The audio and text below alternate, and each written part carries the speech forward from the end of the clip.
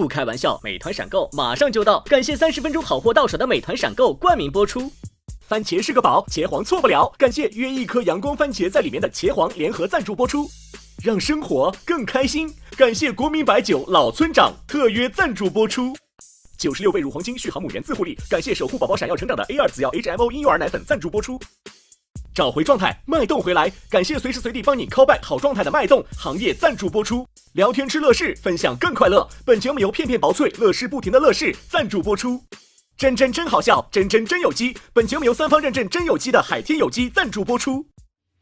节目现在进行到第2赛段了，我们第2轮有一个主题，脱口秀是你的矛还是你的盾？坐在上排的是矛阵营，下排的是盾阵营。我没什么好说的，都在这个灯里了。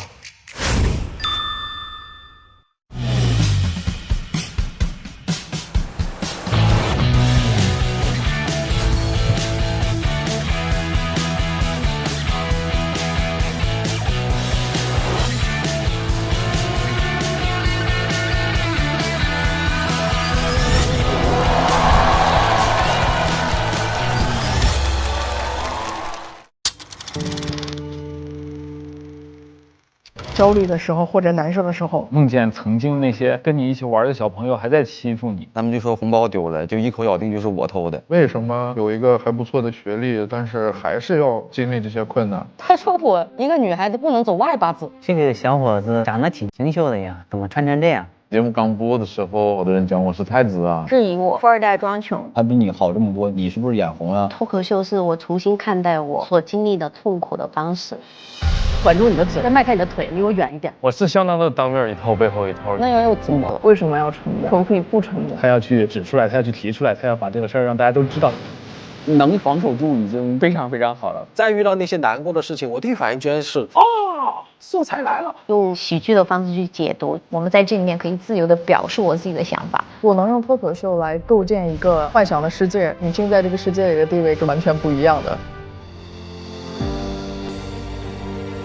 脱口秀对我来说更偏向于矛，是矛，是矛，是矛。以话筒为矛，刺破生活中的那些荒唐的地方。我希望有一天我能像弓箭一样，咻那样射出去。是我叩问自己和叩问世界的一把长枪。我是真诚的吗？我是好笑的吗？我的段子是有意义的吗？不尖锐，但是我觉得它也是可以扎到深处的。我想象里它可以扎穿地球。是我的盾，是盾，是盾，是盾。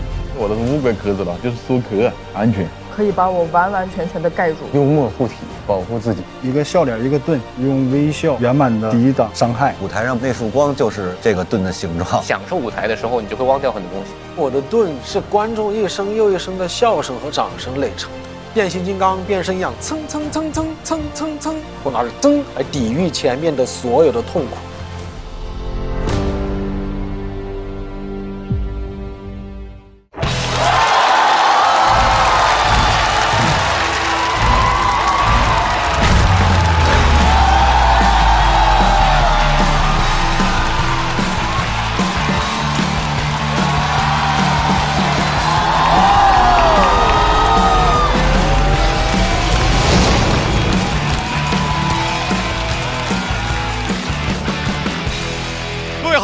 来到由美团闪购冠名播出的《脱口秀和他的朋友们》第2季，欢迎大家！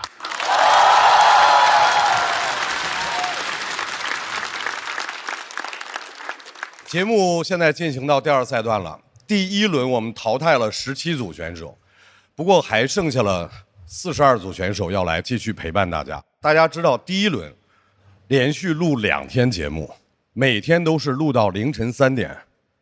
我这个年纪。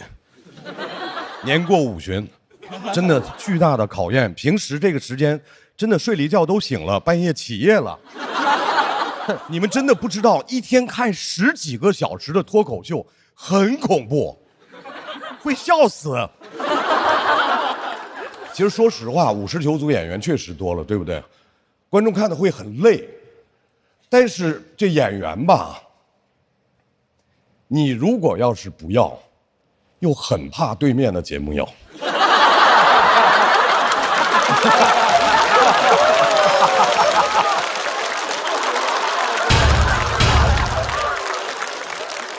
也是好事儿。但是自从有了这个2个节目以后，演员们啊都是香饽饽，两边都抢。我曾经想过，就是如果2边节目都来找我，我该去哪边？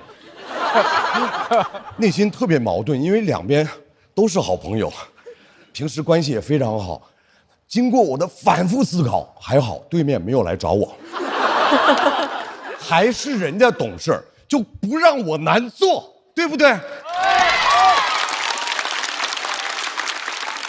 而且就在这种情况下，还有网友说：“哎呀，一看到主持人是张绍刚，就不想看这个节目。”大可不必，不要因为我错过这么多优秀的演员，对吧？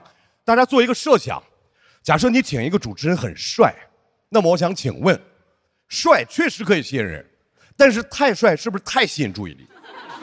甚至于演员表演的时候，你们会忍不住偷偷看那个主持人，到了最后，观众就不知道他到底是来看演员还是看主持人。但是当我在这儿的时候，你就知道看演员，对吧？为什么请我？就是要让所有的观众朋友们把他们的专注全部集中在表演的演员身上。我为你们牺牲了多少啊？有些人红了之后不领情，就我说这话的时候还在后面开小会，还在那儿哈哈乐。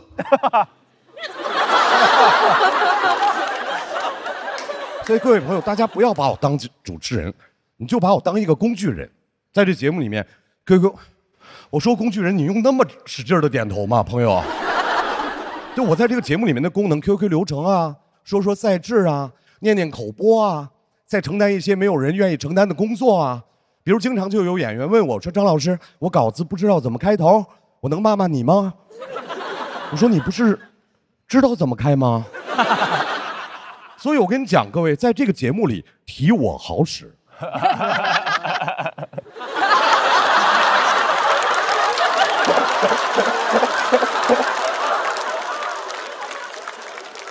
所以我跟你讲，我都不知道怎么开场的时候，说实话，各位，我也提自己，管用的。而且这个节目里面也有观众说不希望我在台上说那么多，你们以为我想说？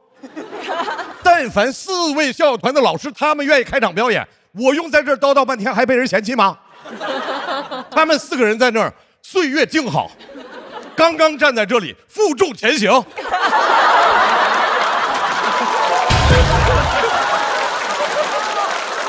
对不对？然后我在这儿讲着的时候还要安慰自己，同时我的右边还有冷嘲热讽的哈哈声啊！我知道大家想看4位校友团的老师，是不是？是。比如，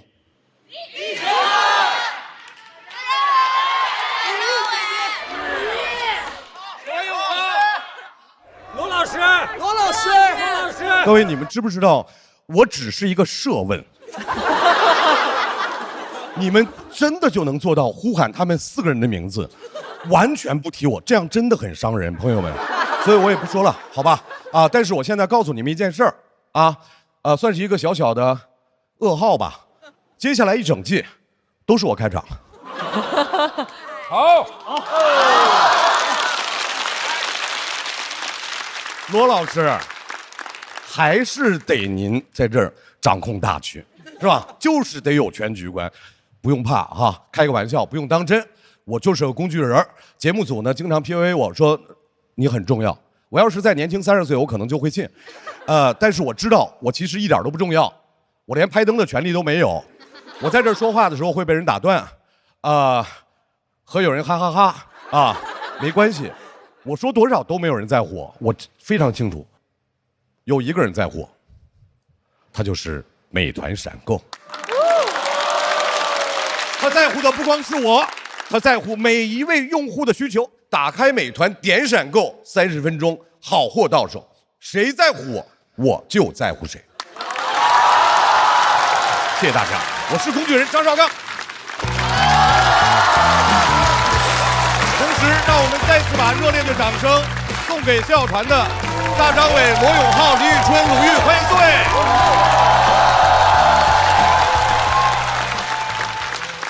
想问春春一个问题，因为春春原本呢说的是陪我们一阵儿，哎，结果现在呢变成了要陪我们一季。哇，太开心啦！我觉得首先就是我上一次来录那个第一赛段，然后我自己觉得我精神世界得到极大的满足，然后我觉得吃得很丰盛。这是最直接的感受。然后我回去之后呢，很多天我其实都在回味这个段子里面的一些梗。然后今年我感觉到所有的脱口秀的演员风格也非常的多元，也很不一样。谁会最后得冠军是一个不知道的事儿。我就挺想在这个夏天陪伴大家，然后来等待这一个时刻。再次热烈的掌声，欢迎春春。哎，大老师太厉害了！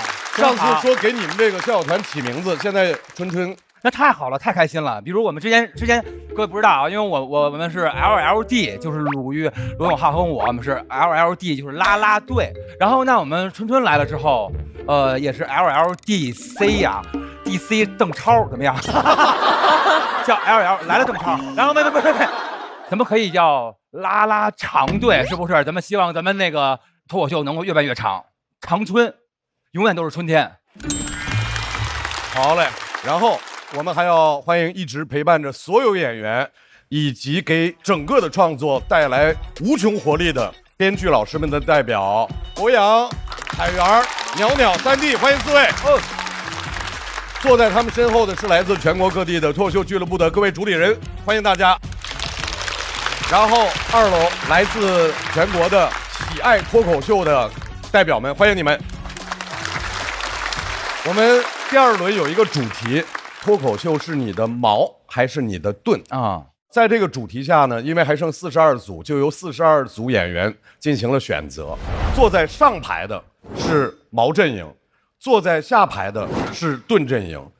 大国手，你为什么会选择矛阵营？你是一个很平和的人。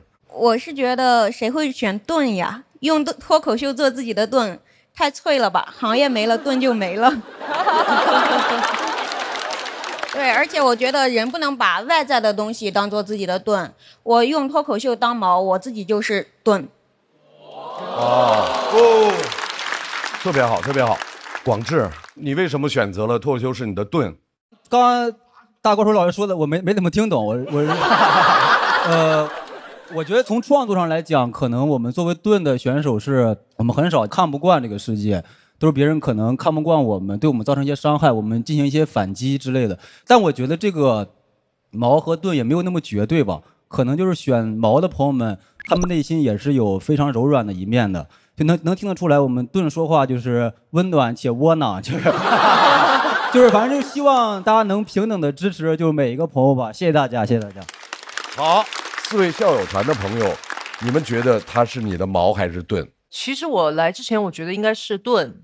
因为我觉得我的性格呀，然后我喜欢那些东西啊，包括表达的方式啊，我觉得好像都是比较被动型一点的，所以更像一个盾的一个状态。后来我在观看的过程当中，他们讲的一些比较犀利的段子、比较犀利的观点的时候，我发现，哎，我好像又有一些反弹盾的一种状态，所以我觉得好像也有这样一些比较锋利的时刻。反正我觉得脱口秀应该是矛。因为脱毛效果特别好，是不是？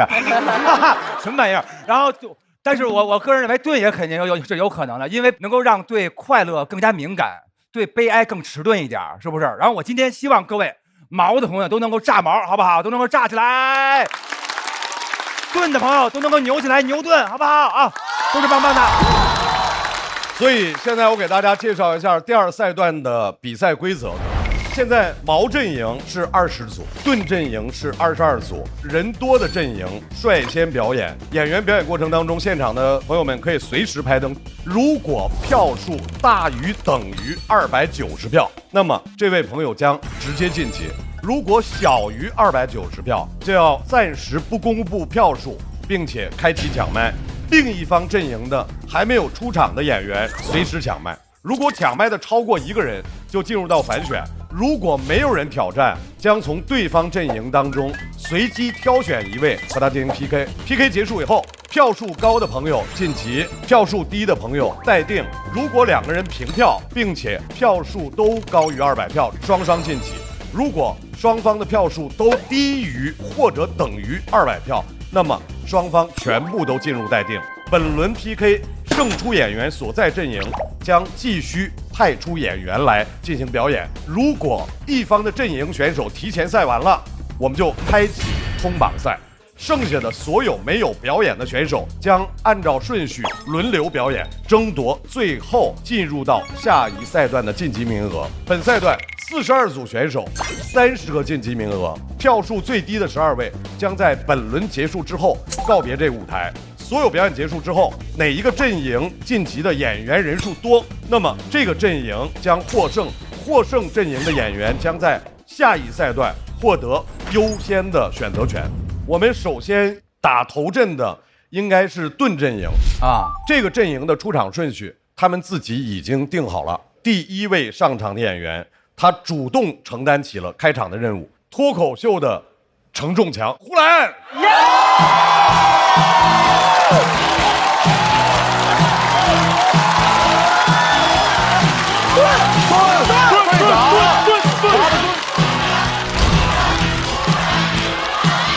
第一个有点尬是吧？镇场了是吧？把场子镇住。大家好，我是呼兰。最近啊，真的感觉自己有点老了。你们看见了吗？就那个披荆斩棘的哥哥的拟邀名单已经出现我的名字了。啊，这个就是脱口秀观众好的地方。你看那个名单里面，那个歌里面名单里面还有好多那种大咖，鹿晗啊啥之类的。而一放上去说不可能去嘛，人家粉丝观众都说不要溜我们家哥哥，不去不去。你跟脱口秀观众一讲，脱口秀观众特别开心，我们家哥哥升咖了，升咖了。啊，我今年36，我本命年。啊，你一说本命年，就跟那些幽默感特别差的人一讲，说哎呦，真看不出来你都60了。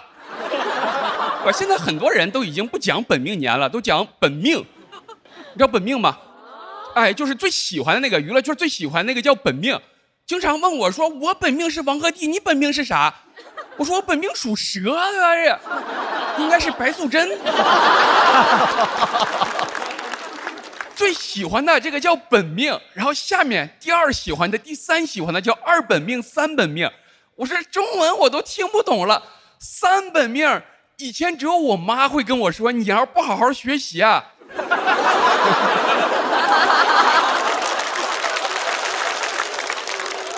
而且我觉得36岁这个本命年是最迷信的一个本命年。啊，你这24岁的时候，你想想看，天不怕地不怕，什么坎不坎的，这24岁正是出事的好年纪。36岁，我早就把那个红秋裤给穿上了。你别管好使不好使，就勿以善小而不为。啊，我周围36岁的这些人，每人一条红秋裤，穿得整整齐齐的。红秋裤就是36岁人的拉布布。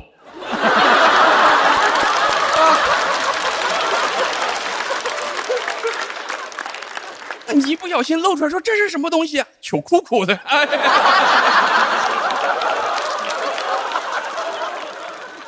现在说法太多了。你看本命年这一年叫太岁，前面还有什么犯太岁、冲太岁，连着好几年。到年里面你们也知道有什么水逆、地磁暴，所以说这一年里面需要自己努力的时间并不多。我还挺努力的，我不光穿红秋裤，我还去那个寺庙里面去。你们现在如果去寺庙的话，你经常能看到寺庙里面有4个字叫莫向外求。看到我经常莫向外求，他的意思就是说，哎呀，你求人不如求己，啊，你自己是最重要的，莫向外求。但特别奇怪的是，他虽然写着莫向外求，你们看那个寺庙都有那个法物流通处，你经常要买一个开过光的绳啊、串啊，排3-4个小时也买不着。后来我想明白了，人家那个意思是莫向外求，就在这儿求。对吧？就在这儿求就好了，买完再走，外面容易买着假的。其实那个地方不能说买，求请。他跟我说这个东西叫结缘，你要在那个地方说这东西怎么买呀？是没人会理你的。你说这东西怎么结缘？他告诉你花钱可以结缘。我看吧，不是那个红绳啊，我就看那红绳挺好的，跟我说1个28，2个56，3个84。我说来3个吧，结果我一算84除3就是28。我说我这要数学不好，差点都被你骗了。本来我进来的时候我还想，我说你这是大乘佛法呀，还是小乘佛法？原来是小学乘法，你知道是？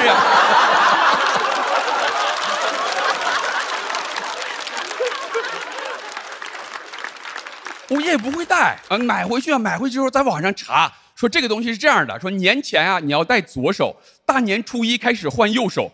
我看见这个说法的时候已经大年初三了，我说赶紧换吧，这知错能改。换到右手，过了2天又刷着一条，说这红绳啊戴上了就轻易不要再摘下来了。我说这我信你，不就是图你这个简单吗？整这么麻烦，我都不如自己好好工作了。而且我今年36，我属蛇，然后我还碰着个师傅，他说你属蛇呢，你今年最好离塔都远一点。他说离塔都远一点。我说还离塔远一点，我是不是得离葫芦娃也远一点？所以说我上这个节目，我心里就特别慌，因为我们这个节目叫脱口秀和塔的朋友们。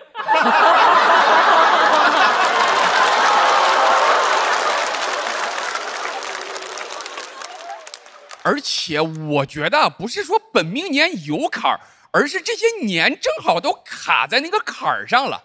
不是给你算一算嘛？你想想看，12岁的时候正好是小升初，是吧？24是毕业找工作，36是被裁了继续找工作，48是孩子12了开始小升初了。哎呀，我做了好多事情啊！本命年没办法，过年期间跟我说还得躲春，你们刷着吗？我好多人都第1年刷到说要躲春，我是当天刷着的。我说你不告诉我都让我躲过去了吧你告诉我干啥？你不告诉我就不惦记。就像过年期间，我妈还跟我说，她说咱们回老家呀，别跟你哥说你姑生病了。我说你不说我都不知道我姑生病了。你别告诉我，你告诉我我还得惦记。过了一会儿我又问我妈，我说我到底哪个姑生病了？我一共4个姑呢。我妈说你不是不想知道吗？我说我总得知道不告诉哪个哥嘛，对吧？这样。然后躲春他当时说的特别细，他说那个是当天晚上立春晚上9点到11点，他说你哪儿都不能去，就在屋里面关好了门，自己在那边待着。他说他不让你上街是因为上街容易碰到跟你属相相冲的人。什么跟属蛇的相冲？属鸡的跟属蛇的相冲。他说因为属鸡的容易把属蛇的给叼走。我说怎么能做到这么迷信又唯物主义的？哎呀！他说这2小时不能玩手机，也不能碰电脑。我说这个也是老祖宗规定的嘛，而且你说就不能玩，你就只能看书，看了会儿书我又困了。他说也不能睡觉。哎呀，真的，我就当时在那边感慨，我说哎呀，我24岁的时候天天想改变世界，36岁的时候我在屋里面躲春。经常还有很多朋友说你看你呼兰讲这些，你本命年还没过呢，说你不怕下半年有坎儿吗？那你想想看，我要不讲这些，写不出稿，我现在就有坎儿。而且你说讲这些东西，说哎呀会不会冒犯到神明？我就觉得哎呀，神明怎么会这么小气呢？我不确定，但是我是这么安慰自己。你想想看吧，神明他把国际形势他不管，说哎，但这有个人讽刺我们是小学乘法，你们去看一看。有人说啊，伪科学，其实也不是。你想想看吧，你穿着红秋裤，玄学上其实是保命，科学上是保暖，对吧？心理上呢，我还是希望你们保密，对吧？哎呀。我觉得就是秋裤也要穿，稿也要写。我穿着秋裤努力写稿，我觉得就是我命由我也由天。谢谢大家，我回来。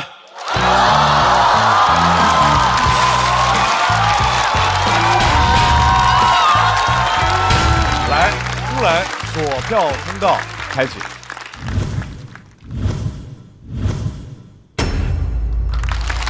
谢谢。不然你要去参加乘风破浪的哥哥还行，对，唱什么呼兰之间天昏地暗。重点是在于真的那个名单里有你啊，有我啊，那个还放出来了。第一次放出来的时候我还说呢，我说咱们辟个谣吧啊，辟完谣也没人理我。第2次又放出来了，我说咱这个这么没名吗？辟完谣也没用。第2次还有，就前2天还有那个你要名单里还有。哦，看上你说唱了，是吧？说唱界的老妹，不得不说他的技巧有些巧妙。看我做一下，给我掉。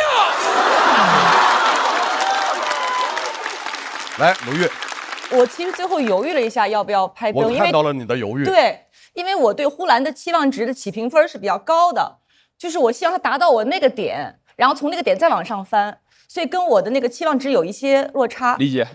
我感受跟鲁豫老师其实一模一样。呼兰在这个领域的成就不差这一灯，但他今天以他一贯的水准来讲，确实是稍稍有一点不够。所以我也一直在等，一直在等，最后没有等到。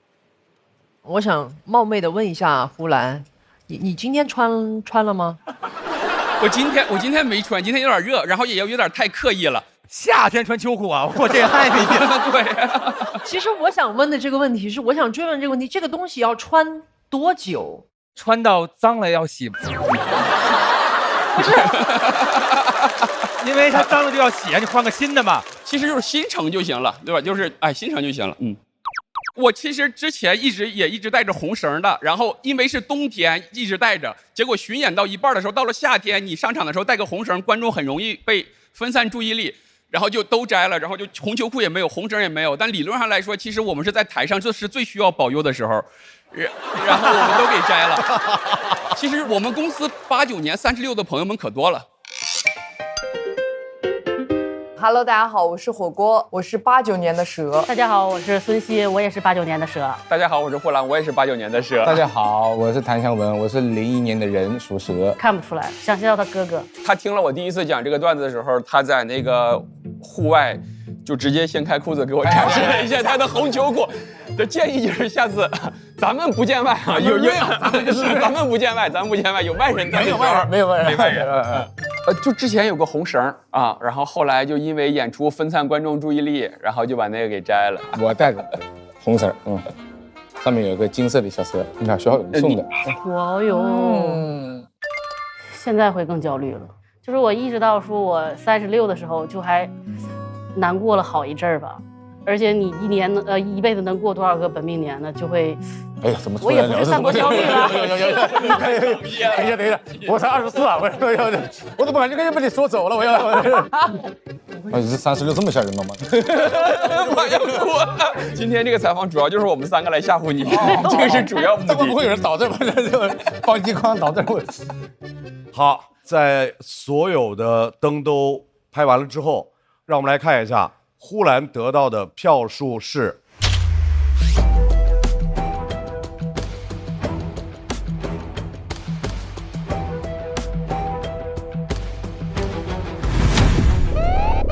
呼兰没有超过290票，所以现在要开启抢麦。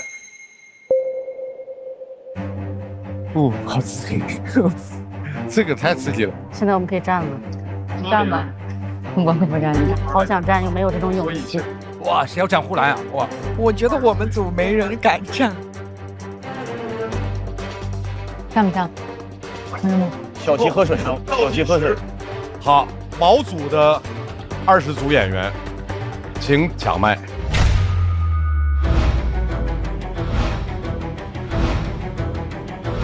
哇，大鼓手！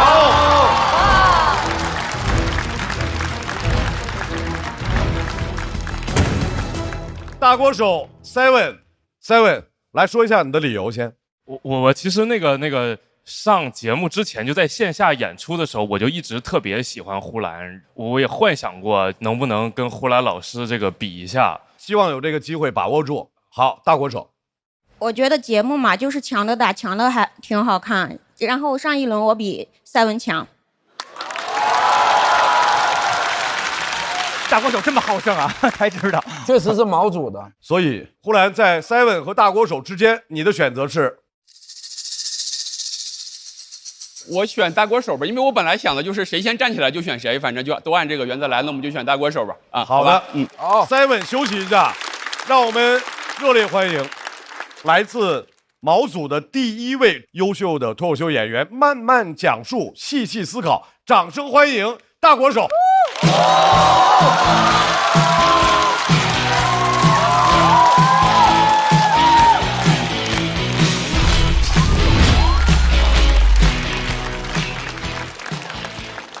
嗨，大家好，我是大锅手。去年讲我男朋友骑我摩托车出了车祸，我也没钱，就纠结保人还是保车。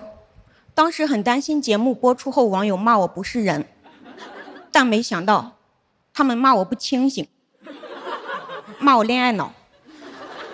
我想保人就是恋爱脑吗？那怎么才算清醒？怎么才不算恋爱脑？我得先修车，再骑着车撞死我男朋友。交警来了，问我是不是喝多了，我说没有，我现在特别的清醒。问我是不是车主，我说不是，我是大女主。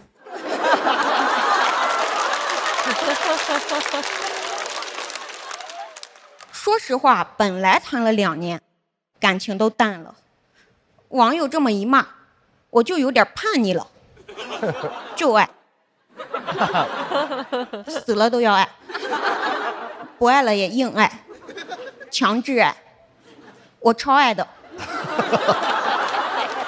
听得出来被骂还是有点不服气，到底要怎么办？我就点进一个网友的主页，有点惊讶，他说他想读厌女，我心想你还用读吗？你早就学会了。不过我以前确实是恋爱脑，准确说是暗恋脑。大学的时候，我在微信群认识了一个网友，当时因为一些事情争执起来了，我就说他真不知道你妈怎么生的你。他说不足为外人道也。我当时觉得好聪明，好幽默，跟我简直棋逢对手，旗鼓相当，明天就结婚吧。我就加了他的微信，时不时聊几句，也不敢表白，因为我还暗恋别人。年少的我认为暗恋就像买彩票，有能力的话能买几张买几张，但我也不敢真去兑换，一是怕全部失败，二是怕全部成功。我从小到大就只敢暗恋，因为我接受的教育就是女孩子不能主动，要矜持。小学老师讲过一个故事，说有个女作家问冰心怎么获得爱情，冰心说不要找，要等。女作家等到50岁，我长大一查，冰心29就结婚了。都说从前车马慢，爱情也慢，她结婚倒是挺快。春宵苦短，我不想等，我要掌握主动权。谁成想，我刚掌权就被骂了。被骂之后，我也反思了一下自己的情感状况。我跟我男朋友是在一个文化空间认识的，文化空间也就是流浪汉收容所。他是一个西安人，是个乐手。刚在一起的时候，有一个喜欢他的女粉丝给他发微信，问他喜欢的人有女朋友了怎么办？我第一反应很生气，但转念一想，这个女生她也有追求爱情的权利。我一个新时代女性，我不能有那种大老婆打小三儿的心态。我就打我男朋友，就根据这个姿势可以推断出他长得不高，很有安全感。我一边打一边说他，他说不过我，就在那儿弹琴发泄情绪，弹杀死那个石家庄人。我就是石家庄人。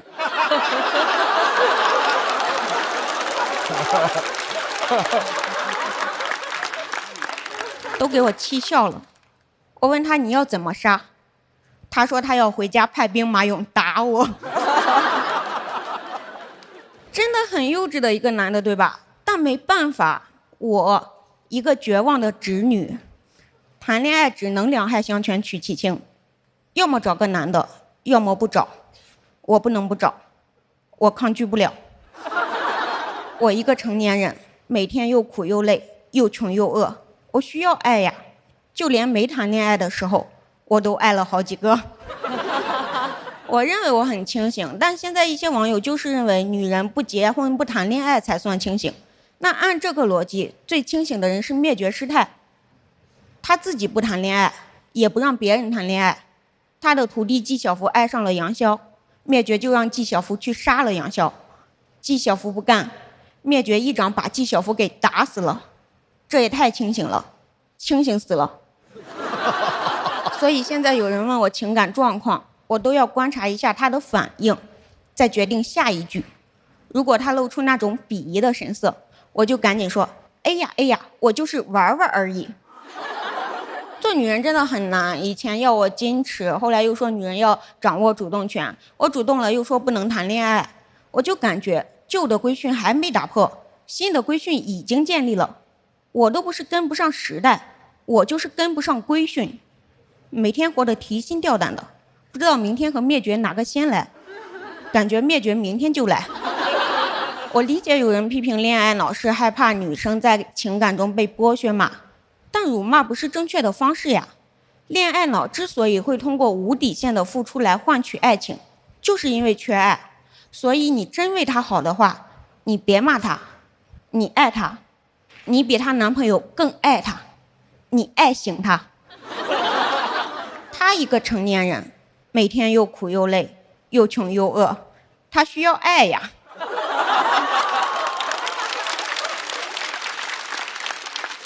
当然你也可以不爱，但请别伤害。我真的受不了那些规训了，我现在就想骑着摩托车撞翻他们。交警来了，问我是不是喝多了，我说没有，我现在特别的清醒。问我是不是疯了，我说不是，姐们儿才是正常人。就到这儿，谢谢大家。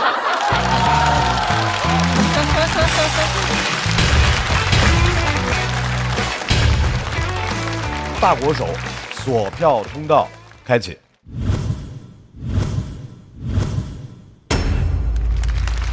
大国手为什么这次想到写这篇稿子？因为其实去年我觉得主要是这个被骂的理由很不符合逻辑，就很荒谬。然后本来开始的时候也想写这个会不会就是更激发网友的怒气，但是我想算了，就写自己真实的东西嘛。因为我还是想真实的做自己，做自己不一定会有人爱你，但一定会有人恨你。但这就是生活嘛。就现在我们很多女孩一个新的困境，就是男生会特别坦然的说啊，我就是恋爱脑，恋爱太美好了。但是当你问我这个问题，作为女性，我就会本能的说，我不能说，这样显得我不够先进。所以我觉得大国手就恰恰说明了这个问题，就是我们打破了很多旧的规训，但是又有了新的规训。好，谢谢陆毅了。罗老师没有拍灯。我从上一届就开始特别喜欢大国手，但他上一届是1轮就回去了吧，第二轮回去了啊，所以我特别怕去年的情况又上演。你这个表达我是很喜欢的，但是梗的密度啊和这些有一点欠缺。反正我因为被赋予了所谓大局观，所以就没拍，但是我特别怕你第2轮就回去，希望不会。希望不会。我是觉得大国手反正就是他看起来瘦瘦小小的，但是确实像他选的这个阵营一样，他像一个毛，然后他有一种悠悠的一种锋利感。所以我觉得其实人生就是自己的一种体验和经验的累积，不管是不是所谓的恋爱脑，但是我觉得都是应该由自己去感受的。谢谢春春老师，我就很好奇，因为我对成熟女性的经验会很好奇，我就很好奇春春是不是恋爱脑。我不知道，其实我没那么，我应该没有那么的，我感觉，因为我得好好想想这个问题。有爱音乐、爱一切，这世上一切都可以爱，是不是？我说可以的。那大老师，你是恋爱脑吗？我太是了，太是按摩好吗？然后呢，就是重点什么玩意儿？我觉得说别人恋爱脑的人，首先没有脑。就是恋爱这么美的一件事情，为什么会说它该来就来了，过于盲目呢？对不对？因为真的很珍贵，为爱一个人，因为这个全世界有那么多人，7、8、10亿人吧，然后你只是别人看上去的其中之一，但是有一个人觉得你是唯一，哇，那是多美的一件事儿。所以我觉得这个恋爱脑这件事儿，其实我一直是反对的，就这个说法，就这种说法，我特别想听一下袅袅老师。大国手能有这么直接的观点表达，我觉得是挺惊喜的，因为我觉得针对一些话题有更多的讨论，其实是一种我们能讲的东西更丰富了的体现。然后我觉得我也和大国手有差不多的感受，好像经常周围的人以一种管理的方式来表达他的爱，但可能我们作为一个人来说，更需要的是一种关怀和关注。再次感谢大国手给我们带来的精彩表演，谢谢。同时我们也要请呼兰回到舞台，来看一下呼兰和大国手他们的票数分别是。相信呼兰哥。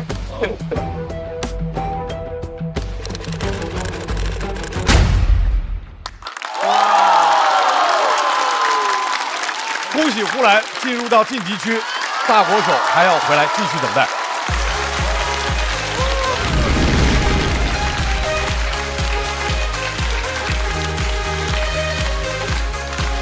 没事，你真的太棒了，你太棒了，小老师太棒了，你太棒了啊！其实现在就是很多人的心理情况，就是感觉网上很多人都说你谈恋爱你就不独立了，你怎么样？包括他说一直在说我清醒，我觉得这就是非常棒。我就是清醒，我知道我在干什么。我觉得大国手敢讲这一步，其实他的出发点也是好的。我觉得他是在给女性解绑。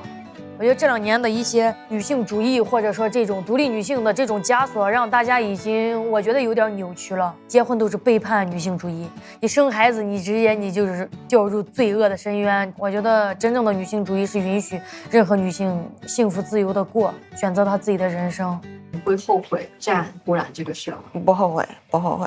中间赛段休息，然后呼兰看见我也很开心，我看到他也很开心，然后大家就抱了一下，就很开心。我就觉得跟喜欢的人玩，跟好的人较量，对，开心的，对。因为我比他高很多，所以说我俩勾肩搭背，就特别像那个漫画的那个人物的那种绿巨人。为什么选我？为什么？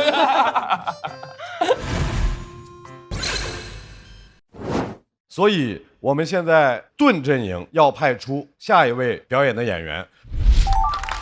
这位朋友在上一轮比赛的过程当中跟我们分享了他外包工作的经历，现在对职场他仍然有话要说。掌声有请侯志远。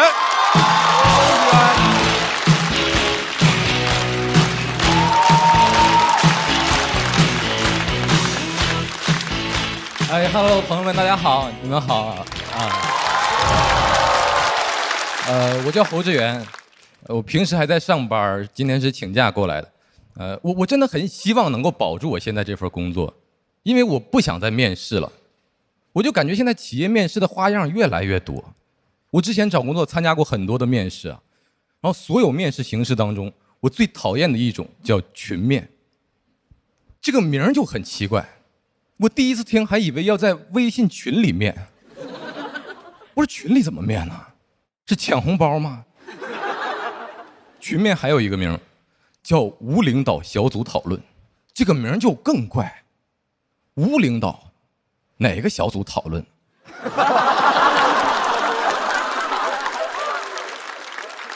哎，朋友们，我不知道你们啊，反正我们无领导基本都是讨论领导。群面会给一个题目让大家小组讨论嘛。我参加那场群面是10个人一组，10进1，不如抢红包。这个淘汰率特别容易激发出人性的那种阴暗面。我特意查了那个群面的考察重点，首先是团队合作，你不能轻易的反驳别人。所以听到有一些人为了表现自己在那胡言乱语的时候，我心里想的是你在狗叫什么？但这个话到了嘴边就变成了我认同他的观点，并且有所补充。这个技巧叫 yes and， 翻译过来是当面一套背后一套。其次就是领导力也很关键，所以整个面试过程中大家表现出来的是我要积极融入这个团队，心里想的都是我要尽快接管这个团队。什么无领导小组讨论，我领导小组讨论，场面很乱，就特别像一群狗在抢一个骨头。我群面最怕碰到的就是那种特别急于表现自己的队友。当时我们还在会议室里等面试官来，我旁边那哥们儿表现欲就已经憋不住了，凑过来问我说：“哎，小侯，你是哪个学校毕业的？”我说：“哪个学校？”我说：“咱都群面来了，哥们儿，都是来当狗的，怎么你就非得问我的品种？”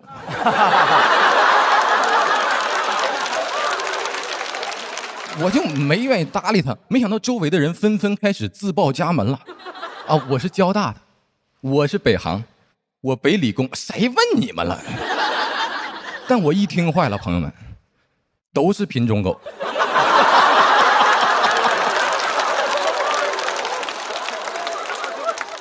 就我一个2本土狗啊！提问那哥们儿更狠，清华的。我说这里怎么还有狼啊？这里。就这个狼哥最能显，问完学校又开始问我们的实习经历，我是越听越难受。他们都在大企业里边实习过，朋友们，我是在东北一个县城里上的大学，我们那儿就没有什么实习的概念，最多叫勤工俭学。我也是那天才知道，提前实习是中华民族的传统美德。因为孔子说过啊，要学而时习之。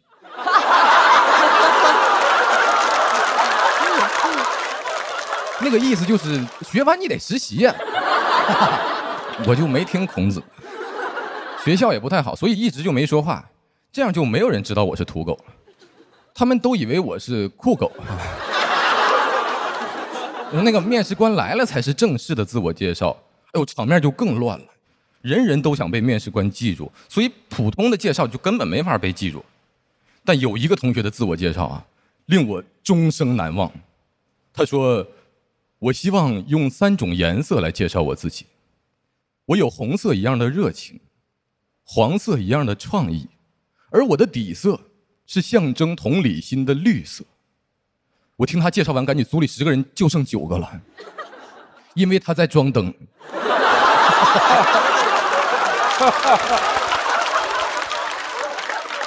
他装的还是那种交通灯。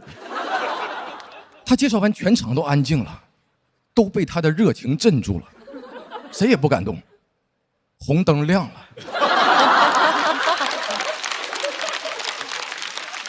我那场群面的题目很大胆，问：假如你是唐僧，西天取经要从6个徒弟中带走3个，你会带谁？这6个人分别是吕布、李逵、林黛玉、郑和、牛顿和瓦特。问你会带哪3个？为什么？我说我也想问呢，为什么呀？我原来的团队呢？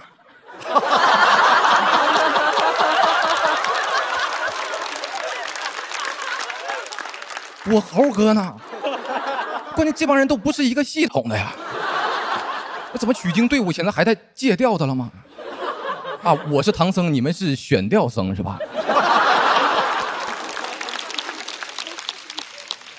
这题咋答？哎，狼哥都沉默了，交通灯也受挫了，他那个代表创意的黄灯都停止闪烁了。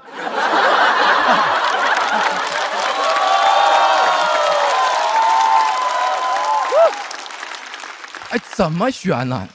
我要是选吕布、李逵、林黛玉，4大名著出了个核定本。关键吕布喜欢背刺主公，李逵只对宋江效忠，就林黛玉一个靠谱的，还老请病假。没人能送我取经，但是都能送我上西天。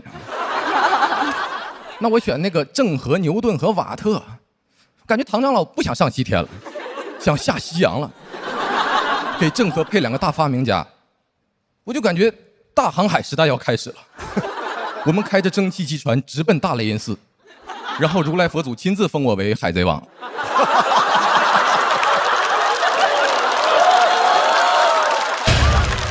神经病！我这6个徒弟真是非常优秀，真的是很难选，所以我们讨论决定让他们6个先群面。我们会选3个表现好的带走，另外3个呢当外包，在节约公司人力成本的前提下，帮公司争取最大利益。面试官很满意，说我们每个人的表现都超出了他的预期，然后让学历最高的狼哥通过了面试。那你在面什么？他除了自我介绍都没说话。哎呦，那一刻我才读懂群面的题目：西天取经可以从6个徒弟中带走3个。问，谁是清华毕业的？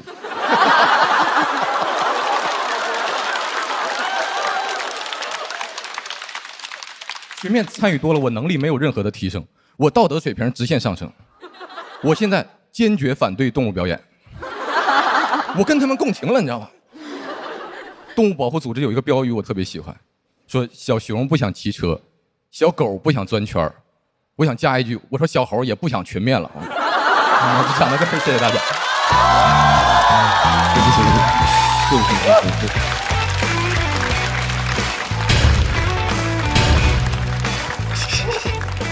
来，侯志远的锁票通道。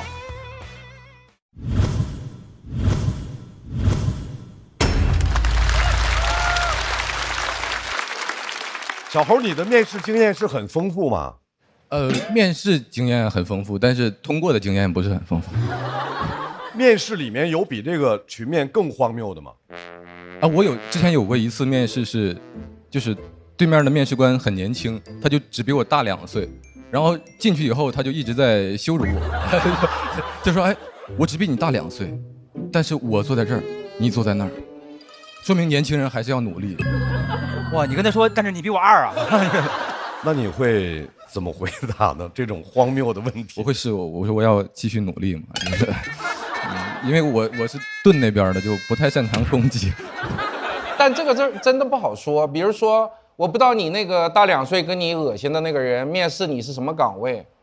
产品岗啊，那肯定很荒唐。如果是客服岗之类的呢，他有可能就想看看你是不是容易被激怒，压力面试。对，所以有的时候不好说。但整体上，我见过很多大企业出来的 HR 喜欢这样。哎，那我就要问了，您刚才迟迟不拍灯，对，也是一种面试方法？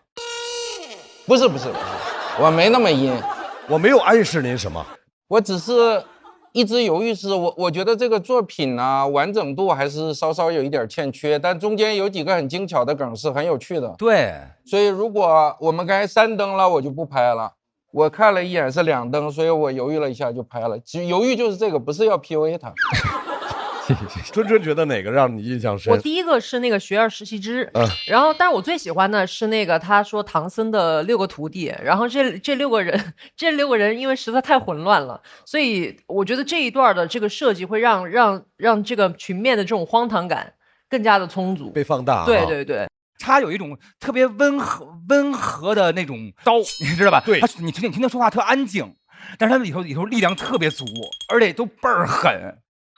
而且职场话题都讲烂了，他每次都能讲出新意来，对，这个特别可贵。谢谢。来，卢玉，我没拍灯，其实我觉得你讲得好，而且我觉得梗是密的，但是我到最后我有一个情绪没有能够消解，为什么？就是因为这个群面特别荒谬，是出题的人荒谬，但是你给到的荒谬的个体的案例是你们参加群面的人。对。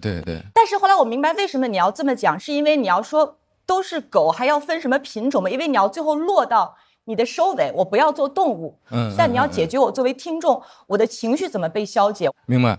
这个其实我之前包括跟编剧老师、跟朋友聊都有提过这个问题，就是我只提出了这个对我困难的场景，但是我没有反击它，我没有消解到这个情绪。但实际的情况就是我在那当了一圈动物，我没有反击，我就回家了。我就回去等面试通知，然后他还不给我通知，这个难受的情绪就是那样了，我消解不掉那些东西。所以我最后其实就选择把它留在那儿，就是这个是我的亲身感受。对，留在那里不看了。我们来看一下小猴在他的这轮表演之后，他得的这个票数，请看，教团的灯30票，最后的票数是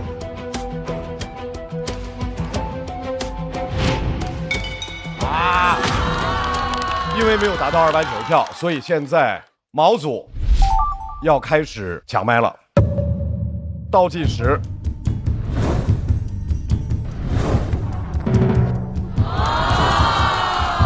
，2位，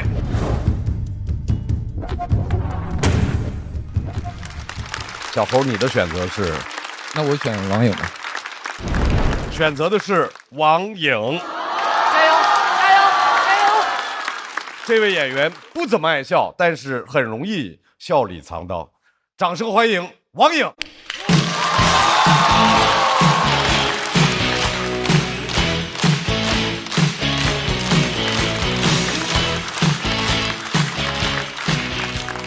大家好，我叫王颖，我是一个恋爱脑。我和我男朋友在一起4年多了，这4年来我从来没有乱发脾气过。真的很难，我一直是有理有据的发脾气。我生气的主要原因是因为我对象他说话不太好听。我俩刚在一起1个月，有一次他突然盯着我看了一会儿，说：“我发现你有点秃，你发际线有点高。”我有点生气，我拉着他的手说：“我发现你生命线有点短。”他发现我生气就会找理由，一般都是。这不就是个玩笑吗？怎么还生气啊？你们听一下，这叫玩笑吗？这叫实话。他发现开玩笑这个借口不能平息我的怒火，他就会问：“那你想怎么样？”真的每次听到这个问题，我就更生气了。我想怎么样？我想时间回到10分钟之前，你看我的时候，我跟你说，你看个头看。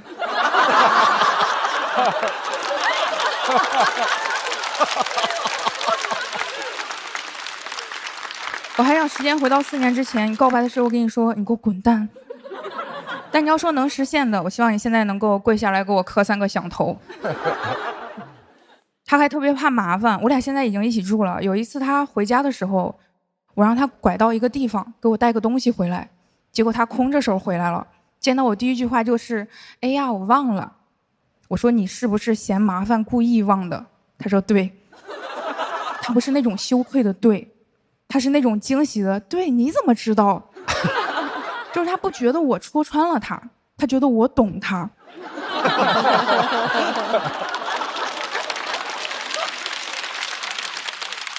在怕麻烦这一点上，我最受不了的就是有时候吵完架，我想复盘一下，不要因为同样的原因老吵架。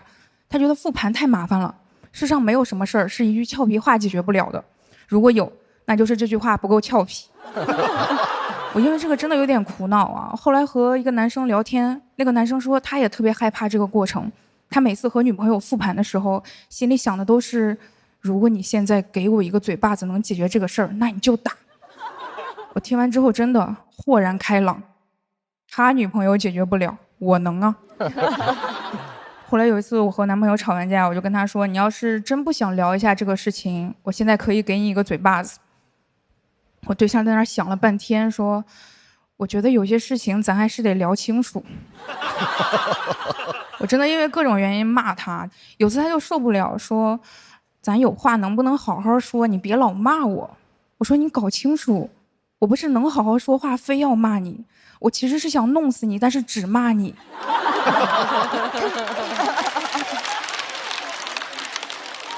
我现在再也不相信网上那种鸡汤了，什么生气不能解决问题，只会制造问题。你要想好你的目的是什么。我的目的就是制造问题。我也不太能理解以前那种教女生谈恋爱或者经营婚姻的建议啊，我真的做不到。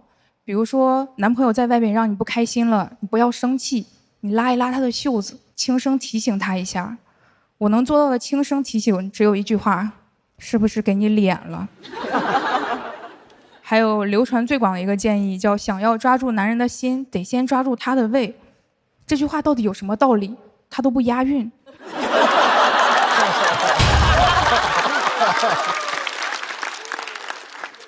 你要是真不想让一个男人离开你，你抓住他的胃有什么用啊？你得抓住他的把柄。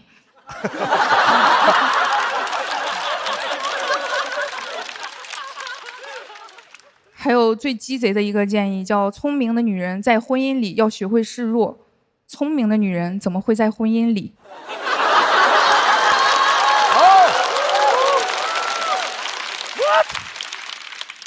而且以我对上一辈婚姻的观察，女生千万不能示弱，因为女生示弱了，男的会当真，他不会觉得你人真好，他只会觉得我真厉害。这句话就叫，这个定律就叫，男人像弹簧，你弱他就狂。这种押韵的话才有道理。而且我发现很少有教男生谈恋爱的，因为男生不想知道怎么经营一段关系，他们只想知道怎么追女生。以前人们总说成家立业，你成家就完了，但是对女生来说，你成家可能就完了，你就陷进去了。即使成家对男生来说很重要啊，但是我看网上一些相亲贴还是很离谱，很多男生甚至会写上爱干净。爱干净到底有什么好写的？这里又不是印度。你写爱干净，我也不知道真的假的，你都不如直接写一个会喘气儿。虽然吐槽了这么多，其实我在恋爱里也有付出多的时候。我家是我家务做的多一些，我能理解我男朋友啊，因为他单身的时候没有那么多家务。我俩刚同居的时候，我让他把阳台晾的衣服收一下，他问我为什么要收，他说你穿的时候直接去拿呀。还有让他把脏衣服扔到脏衣篓里，他也问我脏衣服最后都要进洗衣机，为什么还要再进脏衣篓？他真的把我问住了。我有一种感觉，好像不是我发现了家务，是我发明了家务。我我后来想到怎么回答他，我说那人最后都要进骨灰盒，为什么还要买房？他想了一下说有道理啊，听你的，咱以后不买房。我就讲到这里，谢谢大家。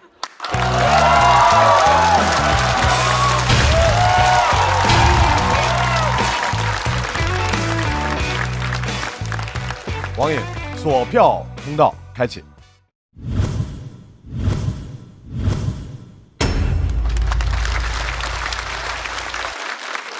大老师拍灯的点非常奇怪。你说抓住男人的心就要抓住他的胃，这句话特别没有道理，因为他不押韵。大老师就拍了，哎，他永远都是这种点上，奇奇怪怪的。来，理由是，没有理由，有理由拍这干嘛？就是觉得我要拍了，因为他那个瞬间是在于这句话不讲理，他这梗也不讲理，双重不讲理就是我的理，你明白吧？就是我喜欢这种不讲理的不讲理，但是你又琢磨这话吧，好像也对，就是那劲儿特别好玩。然后我觉得给我一种冲动，我就要拍这事儿啊。哎，那有什么回忆就特别好玩吗？就跟你说的那种，那个气乐了。给我气乐了，啊、有一个他在听电台，我让他小点声啊，他说他说话声音大，关我什么事儿？那你乐完了就消气儿了，还是乐完了又揍了他一顿？我边乐边揍。所以我感觉他不是呛儿，他是真的，他是真的在说这个话。是的，所以这个事情才是一个很好笑的事情。对，那我觉得我好幸运，我也嘴欠极了，平时。我特别喜欢王颖的风格，他是平静的那种阴阳怪气。是的，但是你听着听着就发现他那阴阳怪气其实都是讲道理的，非常有道理。谢谢。我非常喜欢王颖这一篇，他用我们时下的人能够欣赏这种审美，就是这种刚才像罗老师讲那种，就他好话其实是好像很阴阳怪气在说，但是他刚刚所有那一切全部都表达，但是一种我们能够接受的方式，而且我觉得展现了一种特别新的女性可以有的样态，我反正很喜欢，我自己做不到，但我很喜欢这种样子，所以我拍灯了。谢谢。其实我们要非常感谢我们所有的脱口秀演员的表演，包括刚才在王颖表演之后大家的这个讨论。当一段脱口秀让你开始拿自己做参照物的时候，那个时候说明这就是一段优秀的脱口秀表演。再次把掌声送给王颖，感谢，谢谢。同时，我们也要请小猴回到场上。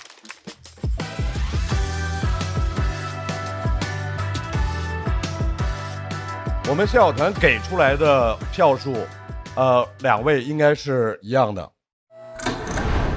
那么在现场的所有观众朋友的投票结束之后，侯志远和王颖他们两个人最终的票数是。哇，这么高，很高啊！恭喜侯志远顺利的晋级了下一轮。王颖要在待定区继续等待。小猴有一个在台上特别青春男大的一种感觉，我觉得小猴生活中应该就是一个很情绪稳定的人，他这个性格应该挺招人喜欢的。但他明明已经进入社会，被工作摧残过吧？你现在在干嘛？在写周报，因为我比较拖延，然后2点要开周会。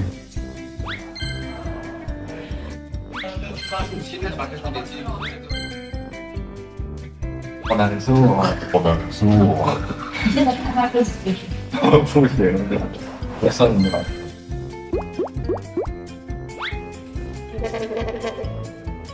你的会开完了吗？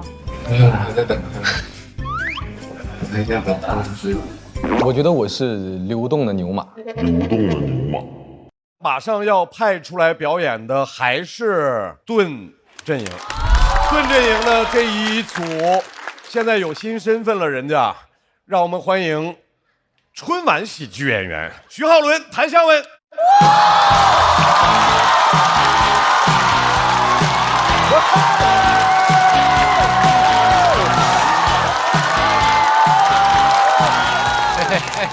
谢谢大家。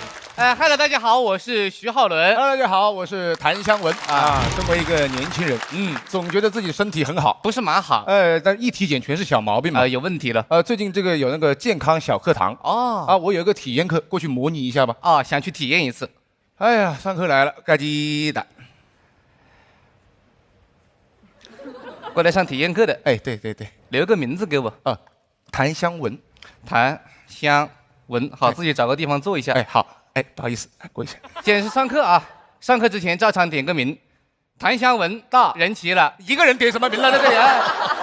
我以为人蛮多的在这里。既然是上课啊，我是你们的老师，做个简单的自我介绍，方便大伙的沟通交流。可以叫我徐浩伦，徐老师。好，我差不多长这个样子。你把自己画出来干什么了，大哥呀？你人都站在这里了，写名字会死啊！既然是第一次过来上我的课，跟你说清楚，我这个人这辈子只为了健康2个字而活。可以看到墙上有一些关于我的健康的荣誉勋章。有什么嘞？10大营养师之一，我的健康师资格证、营养师资格证，还有我的结婚证。结婚证能证明什么东西了，大哥？能证明我有一段健康的婚姻关系呢。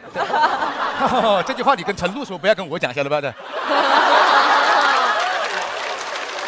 上体验课，有没有购买我的真实课程呢？我先体验一下，怎么上来你就要买嘞？因为我一眼就能看出你的毛病了。我有什么毛病了？昨天晚上是不是熬夜了？没有，没熬，没有。那眼睛里怎么会有血丝呢？熬了，到底熬没熬？熬了，熬没熬？熬了，熬没熬？熬哎呀哎呀呀！有毛病啊你是？通灵妈呀你是？熬夜这么开心干什么？熬夜游在这里？几点睡的？4、5点，4、5点睡的。几点起的？8、9点。只睡那么一点点时间。那白天困了怎么办呢？中午找个地方补睡一下。你看，这怎么能行呢？晚上不睡，中午有时间补睡一下，没时间就不睡了啊！我跟你说，要想健康，就坚决杜绝这种偷睡漏睡的行为。这叫偷睡漏睡呀，这叫啊！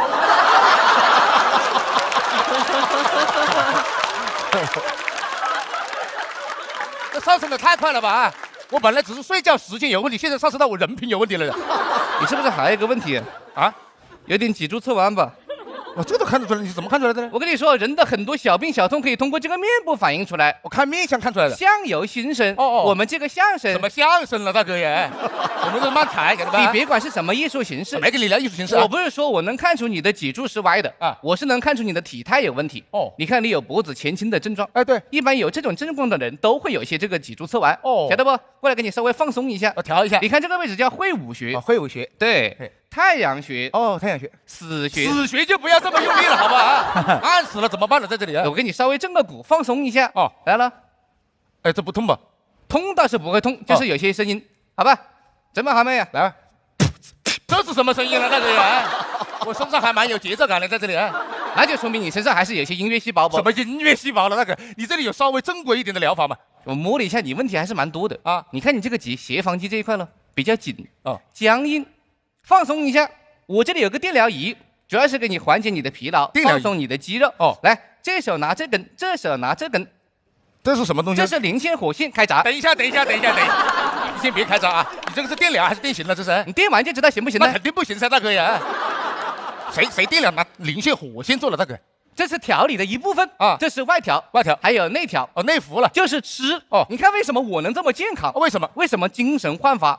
因为我这个人吃得好，你看，水果只吃新疆的，蔬菜只吃云南的，牛排只吃进口的，香烟只抽40块钱以上的。你过得蛮好的，你还在这里啊？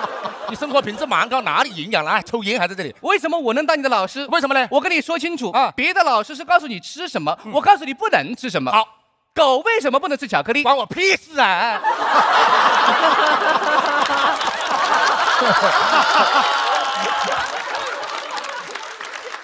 我不想知道狗不能吃什么，我想知道我不能吃什么。你不能吃狗，本来也不吃狗，晓得吧？我告诉你，要想健康啊，跟你说，要想气色好，没什么黑眼圈，回去以后记住3个东西。什么？苹果、香蕉、光子嫩肤。光子嫩肤是什么东西了啊？光子嫩肤是什么东西？问你了，大哥呀！吃的蛮好的，来了个项目，怎么回事了这？你问我就不如问古人啊！你看古书上面有记载，说什么？民以食为天。《论语》里面有这么一句话：吾十有5而志于学。对，你身为一个男性，30而立，40不惑，50知天命，60岁差不多你就走了。谁60岁走了啦？我凭什么60岁走了？你手上拿的生死簿啊，那是。60岁也叫做螺丝之年，花甲之年。你神经吧你是啊？你花甲粉跟螺蛳粉吃串了是吧？你是在这里啊？花甲粉是海鲜，螺蛳是广西的，我晓得是广西的嘞。反正60是花甲之年，60是花甲之年，对对对，70古稀之年，80什么什么，90什么什么。你看着你也不会啊，上面写了嘞。80也叫做耄耋之年，耄耋之年，对，是什么意思呢？耄耋应该是句湖南的方言。就说你这个身体要是不好好调理，到80岁这年，你这个人就耄耋了。你耄耋了，晓得吧？啊，你全家耄耋了嘞，是神经啊你是。耄耋。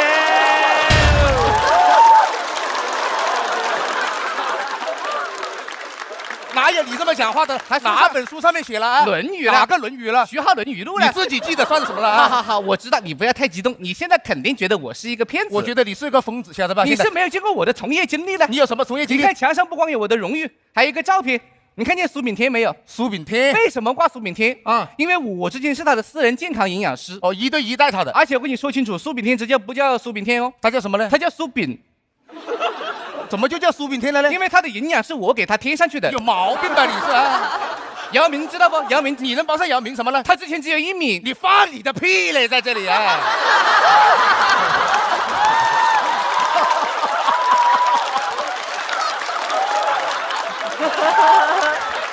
那怎么可能呢？我这里有，你怎么可能只有1米嘛？我这里有照片呢。你光拍腿就肯定只有1米了，大哥。不是光拍腿，他之前只有腿没有上半身。鬼来了，晓得吧？他的上半身是你挑出来的呀。他亲口跟我说的。他怎么有嘴巴？怎么跟你亲口讲了的？好了，你不要着急，没有你这么搞。现在口说无凭，说什么你都不会信我。你现在已经破产了，你是这样，我完全不相信我。我可以请个之前调理过的患者，你们2个交流一下，你就知道我有多厉害了。破产了，你不要这样，请那些。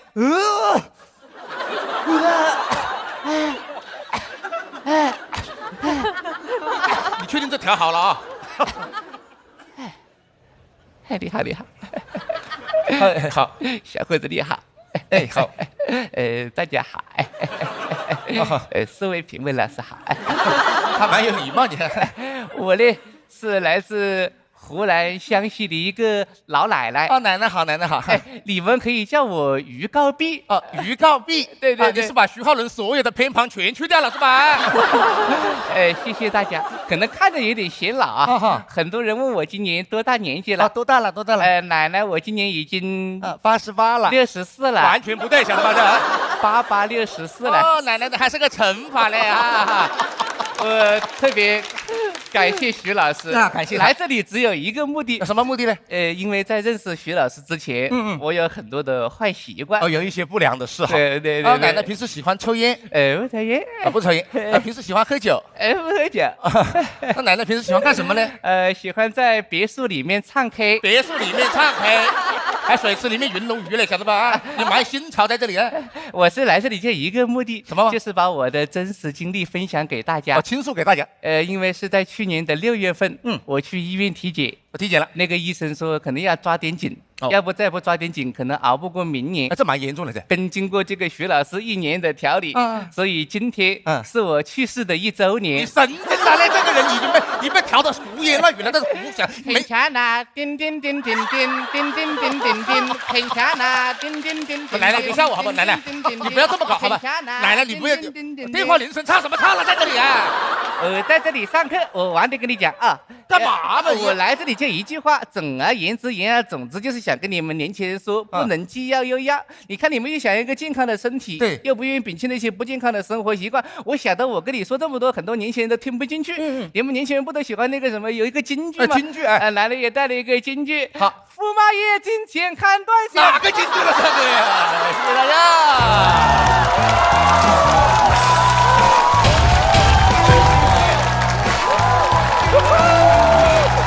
290以上了。徐浩伦、韩湘文2位的索票通道开启。再次掌声送给2位。你们这一段的创作灵感是来源于姚明。以前只有1米，这是什么破包袱？以前是不是说就是体检呀，然后就想出来这个，他们往上翻包袱嘛啊？就是去年的时候，我们不是第一次来，然后每个赛段讲了一个不同的故事嘛。对，其实我们就想看能不能把它变成一个连续剧。去年是写的体检嘛？对，这次就是你查出毛病你会怎么办嘛？就是往后面写。去年第一次是租房，第二次是体检。对，第一轮就是家政嘛，第二轮就是这个哇哦，就是说自个儿给自个儿上难度，要逼自个儿一把，毕竟是春晚的演员嘛，是不是？还是别，厉害，恭喜了！2026年又等着您拜年了啊！谢谢啊！别，你是在姚明1米的时候拍的？反正我在前面就已经拍了。就是他们中间有很多莫名其妙的包袱，就真的很喜欢。姚明1米的时候，你开始砸灯，我已经砸灯了，我觉得特别好，因为他们两个人中间有好多笑话，我真的好想跟他们一块儿演，特别想补充中间那些梗。还有一段说什么人只有上半身没有下半身，然后对，姚明只有下半身没有上半身，只有2条腿，那不就是个派吗？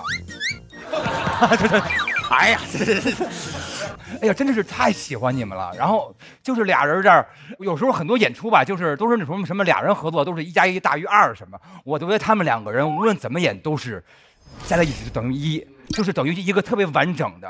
是的。看他们的表演，经常心里面就在想，你们两个在干嘛？每次都是这样的。重点不是他们俩在干嘛，你看着你会问自己，我在干嘛？为什么会笑这个呀？张绍刚老师是一个正常人的看法。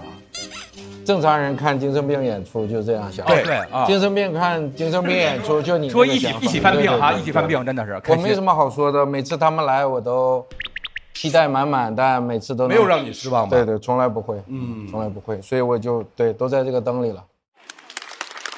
我的好奇在于，你们俩现在有各自的就新的一个名称在舞台上，那之后比如说在脱口秀以外，你们还会想别的，比如说演戏。或者其他的表演的方式，你们会去尝试吗？这是我特别好奇的一点。有活就接吧。对，我们得看，就是得看别人就是愿不愿意接受我们这种表演方式嘛。我们当然现在干什么都愿意啊。对，哇，我就希望影视界有没有导演能够看到这样2块璞玉，对。他们就是有这种开放态度，我觉得就特别好。哎，我特别想听一下我们编剧老师。海源老师，你们是怎么评价他们俩的表演？他们俩就是在创作很好的同时，他那个表演太活灵活现了。他们不需要用信念感来表演，让你相信，就是他就很自然了，我就在这演，然后你就相信了。就是我刚才在想，很多包袱他们俩说我会觉得好笑，但换别人讲我未必会笑。比如说什么1米，然后苏炳添，这是因为什么？他们俩的表演把我带进去了吗？像你说的。对，所以我说，哪怕你在理性上你觉得说我不要被他带进去，但他们那个吸引力太强了，有点像那个黑洞一样，就是你就被他带走了。我觉得他这个本子换个人演不一定有效果，对，还是表演太强了，非常难得，再次感谢2位。只有大于290才能够直接进入到晋级区。我们来看一下。在徐浩伦和谭湘文的表演结束之后，获得的票数是这290以上了吧？肯定直接进。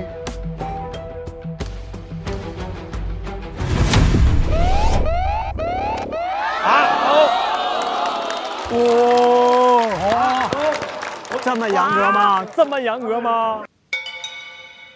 他们仍然需要开启抢麦，所以我想看一下毛阵营抢麦倒计时。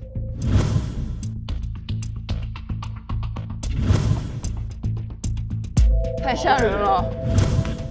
干大哥。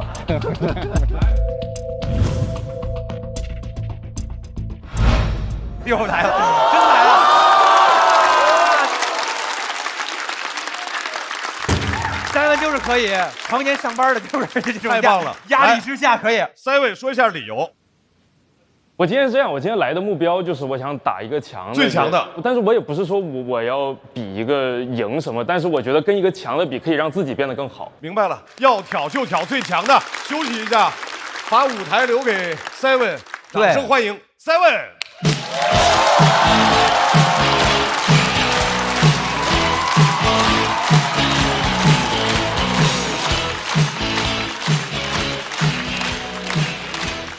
大家好，我是 Simon。自我介绍一下，其实很多人也以为我会演漫才，因为他们总觉得我有个搭档叫 Eleven。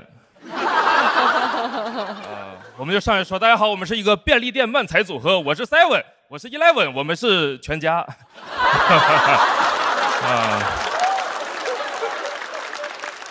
不要为我感到紧张，徐浩伦和谭湘文很厉害，而我拥有一份国企的工作。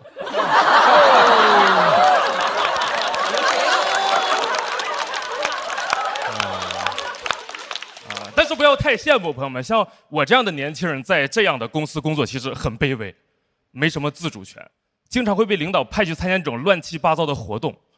啊，我前段时间甚至被我们领导派去参加了我们公司的相亲会，但是不是什么好事，是我们公司内部的相亲会。什么意思？就是你有机会把你的同事变成你的恋人，很没有边界感的组合。啊，每天刚说完拜拜同事，回家又再见爱人了。啊，我真的不想去，我觉得很尴尬的设定。我领导让我去当托，让我去配评人数，我确实感受真挺尴尬的。需要玩一些非常尴尬的破冰游戏。我们一帮人还没有自我介绍，先开始抢凳子。啊，我说我就不玩了吧，我早上挤地铁的时候玩过了。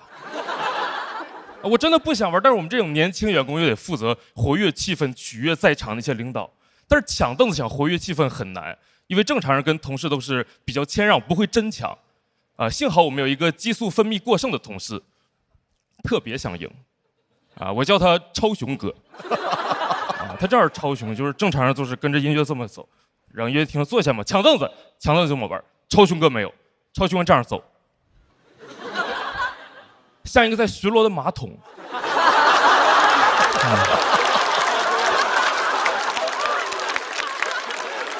真的抢不过他，在那抢着抢着，凳子没坐上，我坐马桶上了。我不是对这个事儿觉得不能竞争啊，我只是单纯的、客观的觉得这个事儿这么竞争，对今天的活动不会起到任何帮助。朋友们，或许你们还记得吗？这是一个相亲活动，你抢凳子赢了有什么用呢？对吧？不会有任何女同事看了他英勇表现之后说：“啊，天哪，啊，他是大屁股王，啊，我要跟他恋爱了，对吧？不会这样的，你真不理解这个哥们儿什么脑回路，就感觉屁股决定脑袋，他只学会了中间那个词儿，就是决定。”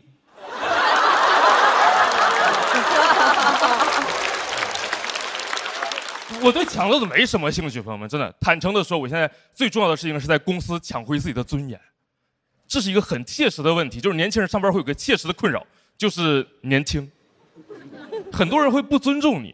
我之前对接一个项目，我和客户在线上聊得非常好，他说我特别专业，什么都听我的，线下发现我年轻之后，就开始装听不见我说话。我们在同一个会议室里，他问这个项目需要做多久，我说30天，王总，然后奇妙的事情就发生了。在我说完这句话的一瞬间，王总聋了，他没有任何反应，又问了一遍，说这个都多少天？我以为他是岁数大听不清，我正要抬高音量，我旁边那个秃顶同事重复了一遍30天。王总说啊，那行。我当时就明白了，他不是岁数大听不清，他是只能听清岁数大的。我那个同事跟我一样大。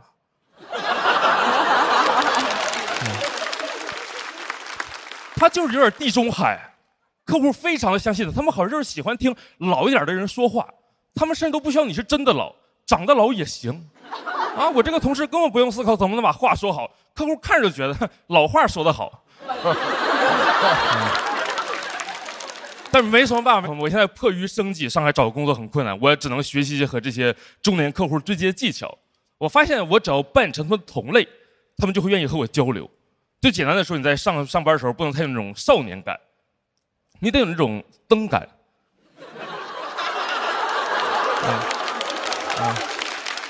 就你上来千万不要说啊，你好，王总，我是小七，不要这样，青涩、稚嫩，一听就是小孩，没人会听你说话。你进那个会议室应该发出第一声就应该是，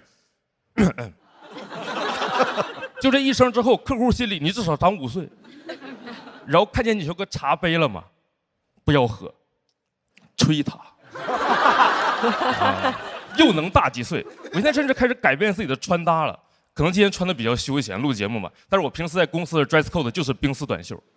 冰丝短袖。但是没有冰丝短袖，年轻朋友们也不要垂头丧气，你们有美团闪购有啊。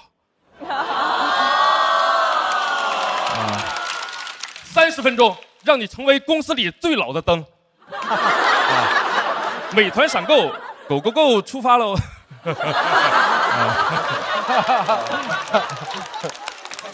但是光会这些还不够，我除了这些，甚至还学会了一些经典的对白桥段，比如回忆我的当年。虽然我都没有当年，我正当年了。但是我现在就是零针起手。我们中午开完会，客户问我想吃点啥，话说一半都没有说完，说戚老师您今天，我说我能有今天呢？特别的好用。我真也没有想过我会为了显老花这么多时间精力来研究但是我最近已经不想再假装自己老成了，因为我发现这些事情只能骗那种就是你第一次、第二次见的客户。就公司里那些知道你年轻的人，该不尊重你还是不尊重你。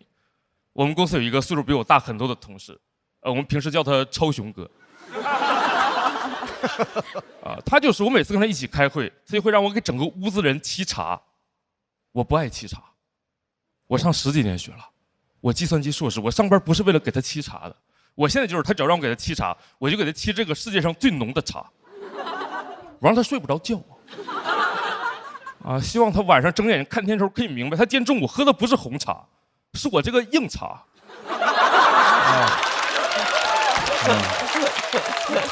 我都想好了，他下次再让我给他沏茶，我就那个茶砖塞他嘴里。这样虽然可能被开除拿不到 N+1，但是同事们都夸我 N+B。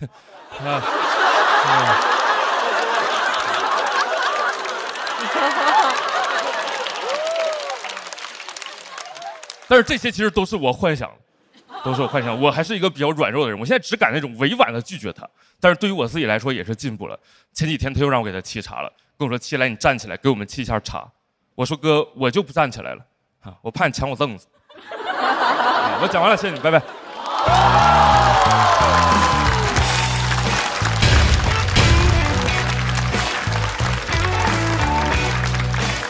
Seven 的索票通道开启。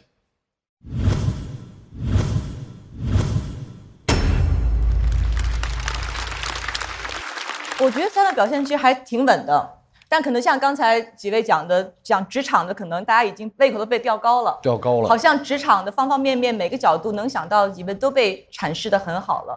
可能Seven他切入的角度，我会在想，他们那些表现是因为你年轻，还是因为他们认为年轻背后代表着某种权利的缺失？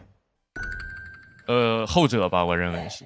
我其实也很焦虑，我有在想说，我要不要写一个，就是因为我也会有很多生活的内容，我平时其实是有内容储备的，我只是，真切的觉得，因为我的年龄嘛，我会觉得这个是我当下所处的一个最显著的困境。既然我困境是这样的，我觉得我就讲这个就好了。我觉得特别棒啊，因为首先能够打漫才兄弟这个盾，哇，这个毛真的不容易，毛不易啊。所以那个冰丝短袖是为了体现一种沉稳吗？对对，体现凉快，主要是也是啊。再问你今年多大？再问你今年多大？我第一次见Seven，我以为他跟呼兰一样大，但是很多朋友说他是小呼兰，我还不理解，他应该不比呼兰小吧？我觉得他跟呼兰同岁，像89的吧。第一次见Seven，我第一感觉是我的同龄人，就是差不多，因为他还穿了个那种格子衬衫，那玩意儿太显岁数了，那我就觉得就是中年人不容易。觉得他应该30左右吧，30出头吧，应该就是。后来是有一天我们一起吃饭，他说是99的，我说你比我大还是比我小？我当时特别紧张，因为我也是99的，他要是比我小，我就破防了。Seven，你今年多大？我99，我26岁，我26。他99年的26。然后 Seven 很有勇气挑战了徐浩伦和谭湘文，来，二位回到台上。在徐浩伦、谭湘文和 Seven 的表演全部结束之后，我们看一下他们获得的票数是。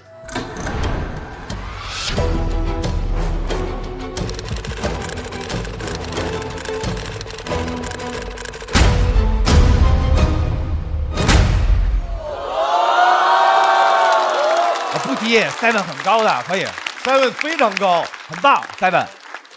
徐浩伦和谭湘文成功晋级。Seven 要回到等待区，但是242也是非常好的票数。太稳了，特别好。我应该走不了吧？我应该走不了，应该走不了。太好了。因为胜出的是徐浩伦和谭湘文，所以盾阵营继续出人。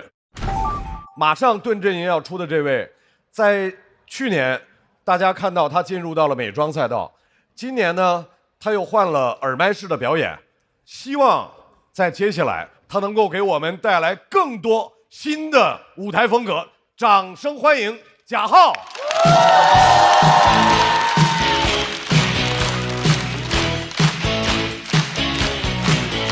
Hello， 1楼2楼的朋友们，大家好，我是贾浩。大家都知道比赛是一个很紧张的过程。前段时间为了缓解紧张，我还专门和我的好朋友梁海源，我们一起去了趟广州找好朋友玩。当时入住酒店的时候，前台大哥很热情，用一口广东普通话给我们办入住，在那儿，哪位是郎总？哎，他叫梁海源，郎总，给我笑的。然后他说哪位是杂总？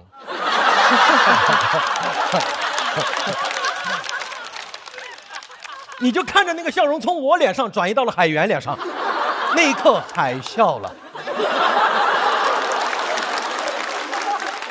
哎，我当时急中生智，我是郎总，我马上站住了郎总的位置，我才是最会抢凳子的大屁股王。哎，我当时甚至在想，我要跟我爸一起来玩，那也太好笑了，大杂种和小杂种。当然，我爸最近肯定没空干这个事情。我告诉你，我爸最近在忙什么？他每天生活重心就是在微博上面搜我的名字，给所有关于我的帖子控评。但很多关于我的帖子本来就没有评论。你们有给空评控过评吗？很多帖子下面就我爸一个人在那儿，浩哥真棒。哎，好不容易一条帖子3条评论，你点进去看，一条是我爸，一条是我妈，一条是评论罗伯特。我爸还把我的视频整理发在自己的账号上面，就说出去说，哎呀，明星儿子。我爸说，哎呀，夸奖了，夸奖了，女朋友都还没有。然后又说优秀的爸爸才能教出优秀的儿子。我说，哎呀，惭愧惭愧，女朋友都还没有。哎，我爸是把女朋友的还没有当句号用啊。吃饭没有？没有，女朋友的还没有。他真的现在我没有结婚是他最大的心结。哎，过年回家吃饭，饭桌上面催得可直接，一杯酒推过来，我想当爷爷了，给我吓得话都不敢说，在那儿装孙子。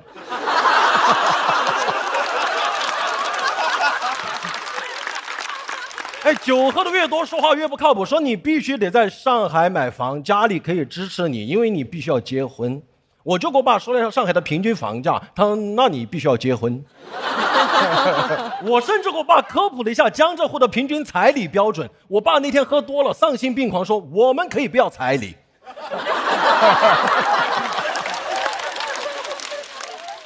我们可以不要彩礼，安能辨我是雌雄啊。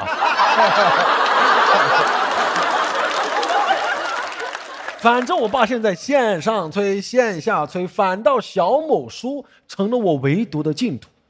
但1个月前我爸入侵了小某书，我是怎么发现的？因为他小某书的 ID 就是他本名，我爸实名上小某书。哎，你看你们父母的 ID 无外乎什么云淡风轻、海阔天空，我爸的 ID 就是我怕你们一会儿去搜他，毕竟没有几个人叫贾才。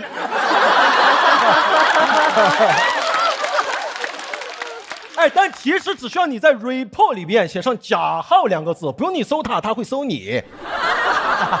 就像钓鱼一样，你丢下2个字贾浩，过一会儿就是收到一句浩哥真棒。还运营小某书，各种发帖子。前段时间我妈妈过生日嘛，她就发条小某书，标题是祝老婆60岁生日快乐，封面放的是我穿泳装的照片。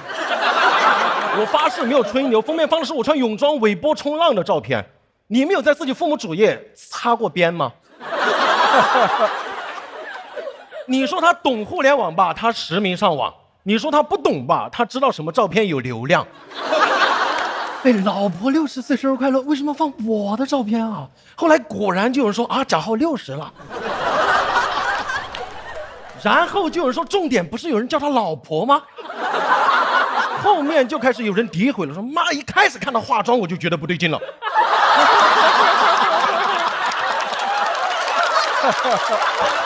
太会写了，太会。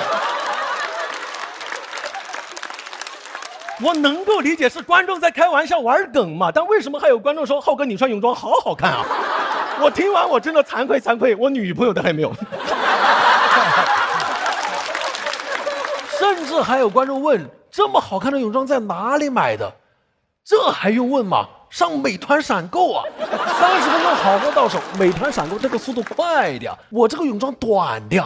你们看过《速度与激情》吗？哎，现在小某书泳装那条帖子已经有500多条评论了，我去看了一下，还有评论说夸我爸还是叔叔会玩互联网，我爸就回见笑了，只是简单的操作。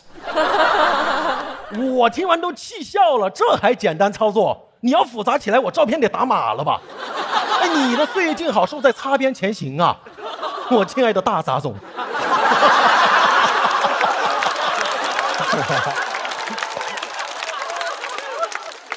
我爸真的各种骚操作，还教我说粉丝对你这么好，有空把粉丝们邀请到家里来吃饭。他真的这么做的，过年回家吃席，遇到一个人说粉丝，直接邀请回家了。你看我爸私联粉丝，还把粉丝带回家。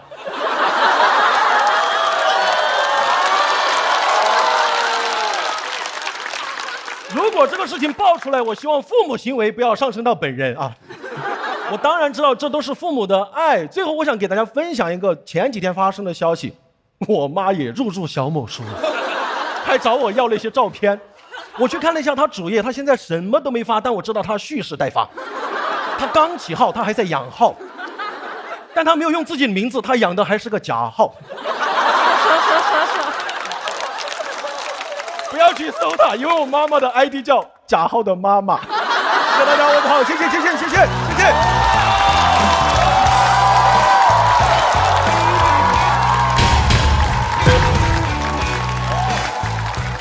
290，减290，这太强了！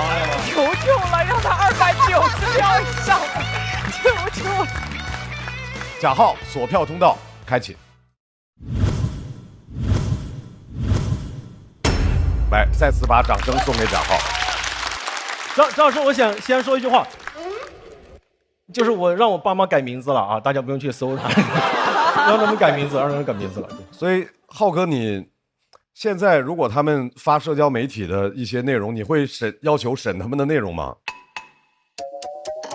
肯定不会的。我甚至有段时间想过要不要说让我爸少玩点那个社交媒体什么的，但后来我觉得，哎呀，这也是他的权利，我没有任何资格说让他不玩。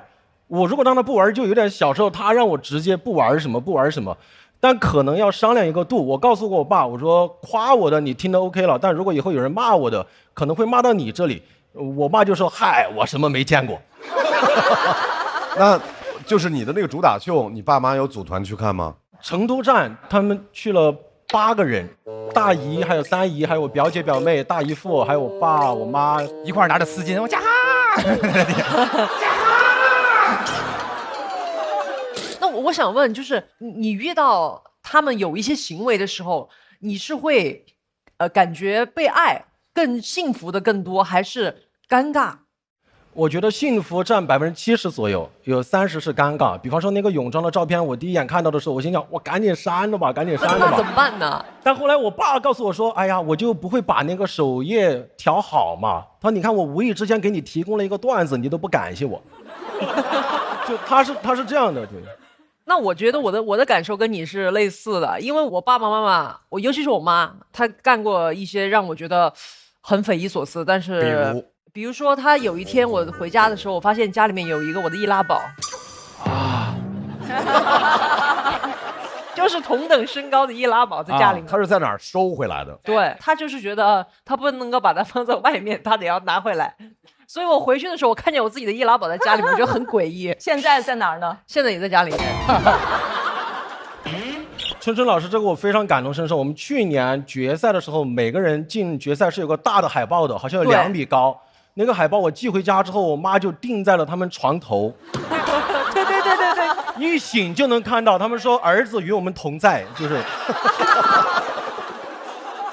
真的很吓人，很吓人。我也碰见我有一回回家之后看见粉丝送我一个那种大的浴巾，我妈盖在上面写的“我爱大张伟”。而这父母在一块儿都是，让他们觉得替你开心哈。贾浩有一个魔力是，他永远元气充沛，就上来就瞬间把你带到那个感染到那个气氛里边去，所以你就听得全程都很高兴。但是如果完全冷静的想的话，感觉好像跟上一场比的话，这个作品比较平，但他就有本事把这个有点像徐浩伦他们，就有本事把这个整个感染起来，所以我还是觉得特别特别好。然后其实上次看完演出，然后我结束以后想了想去后台看他，就为了让他告诉我他爸爸的那个真实 ID， 然后我就加上了，我用小号加上了。所以有时候我现在心情不好，就在那儿钓鱼，一互动我就特别开心。浩哥真棒，就是他的那个状态会感染到所有的人，特别好。我觉得你真的非常幸福啊！掌声送给贾浩，而且确实是一个越打越强的脱口秀演员，已经形成了一套他强悍的表演风格，是，并且在舞台的掌控能力越来越好。那么他是否能够直接进入到下一轮？请看。今天感觉就是自己演的挺开心，观众给的反馈也很好，有可能直接进吧。效果上来说能进，超290，超290。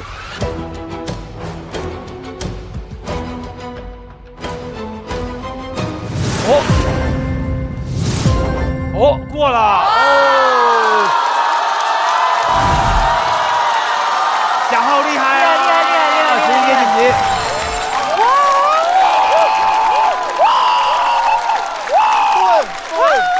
对，哎呀！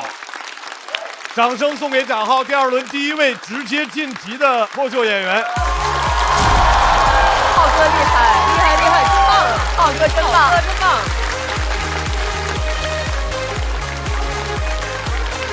我天哪！可这也太狠了！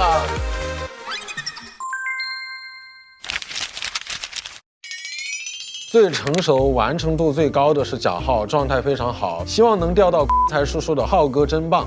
然后我爸就去回复：谢谢你的分享和对贾浩等演员的鼓励。因为他老师，所以他回复都是非常的比较官方吧。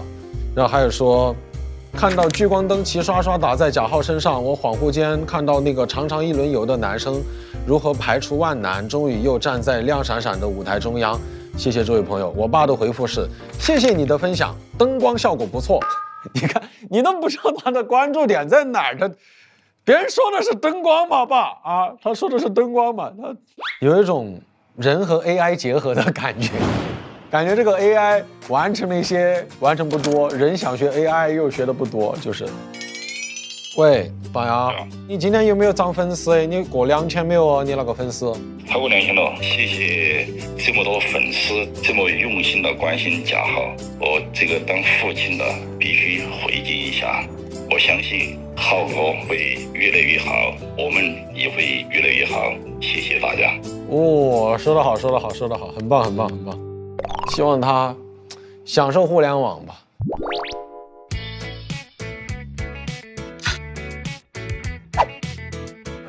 就像钓鱼一样，你丢下2个字贾浩，过一会儿就会说句浩哥真棒。贾浩开始演1000人场之后，叔叔你的工作量有增加吗？增加了很多工作量，有些评论写了将近2000次，真的感慨。又在点赞了，回关了。每一个关注你的，你都要回关吗？都要，我基本上。没事，这个。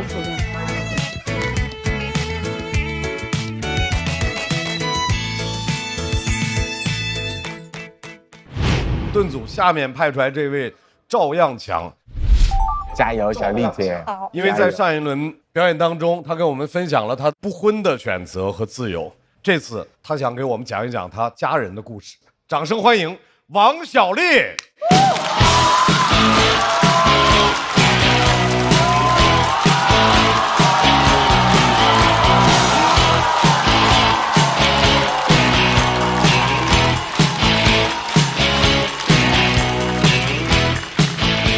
Hello， 大家好，小丽。Hello。我去年做了我的第一个脱口秀专场，有朋友看到信息之后很惊讶，他说：“啊，你在说脱口秀啊？”我说：“对呀，不然这么多年我靠什么吃饭呢？”他说：“你不是一直靠啃老吗？”我说：“也不全是，我自己也挣点儿。而且我发现啃老这个事情贵在坚持。”你20多岁的时候跟父母住在一起，别人说你啃老，你不要放弃，坚持啃。啃到我这个年纪40多，啃老就变成了陪伴。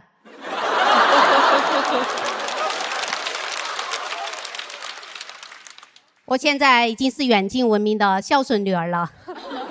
我来自于一个4口之家，我妈、我弟还有我爸。虽然说是有一个弟弟，但是我们家特别的重女轻男。很多朋友去我家玩了之后，都会说，觉得我爸妈对我弟特别的不公平。我说为什么？他说因为家务活都是你弟在干呐。我说为什么要公平？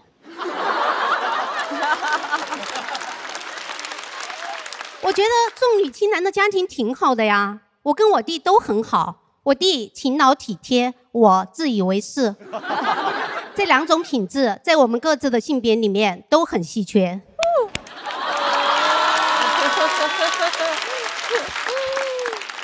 虽然是在家里很受宠，但是我也不是我们家权力地位最高的人。我们家权力地位最高的人是我爸。我爸真的特别离谱，他从小他就不许我问问题。他跟我说，他说如果你什么都要问，别人就会觉得你很无知。那个时候我刚上幼儿园，我最害怕的就是别人觉得我无知。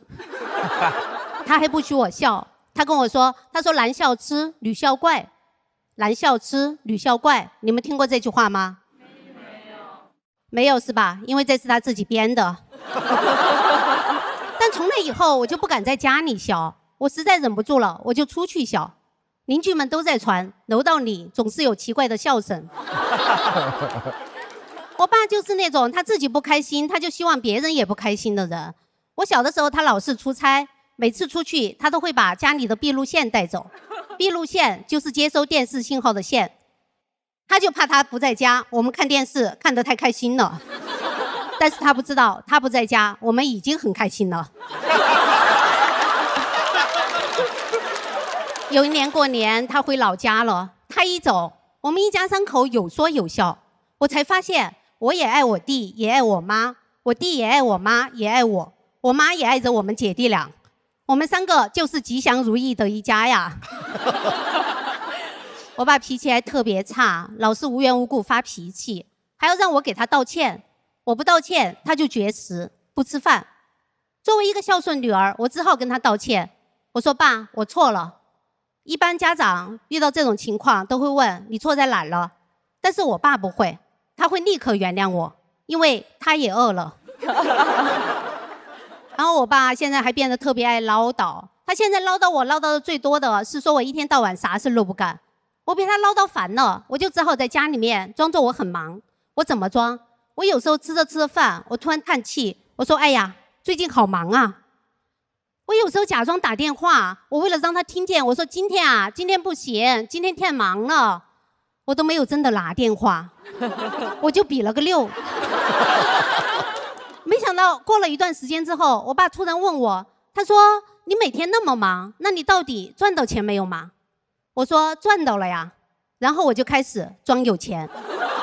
装有钱跟装忙是完全不一样的。我不可能吃着饭，我突然叹气，我说哎呀，最近好有钱啊。我为了装有钱，我开始给家里买一些东西。还好我以前从来没给家里买过东西，导致我现在无论买点什么，我爸都会觉得哇，王小丽这次发财了呀。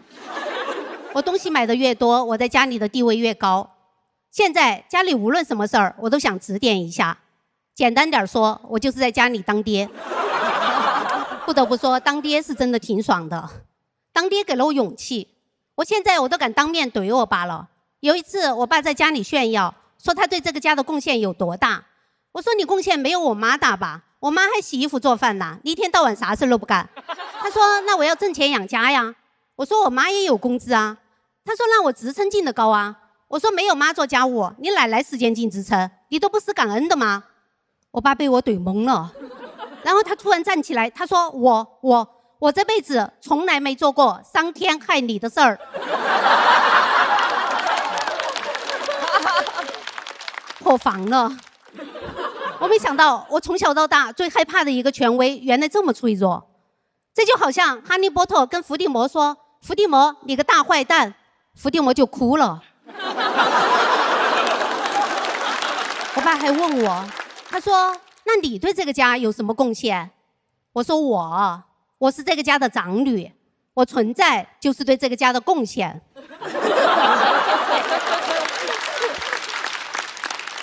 我没有胡说哈，你们想一想，80年代在一个小镇上，一对夫妻如果没有孩子，别人背后怎么嚼舌根？你还怎么在单位立足？严格来说，是我给了你一个家。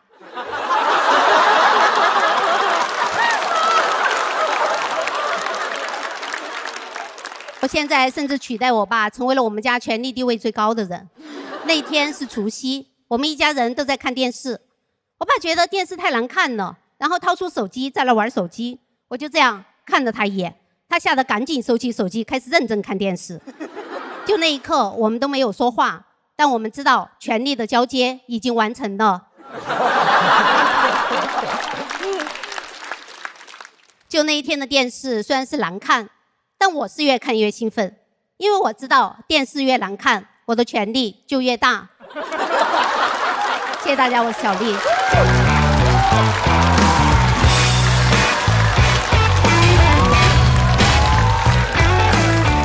来，小丽的锁票通道开启。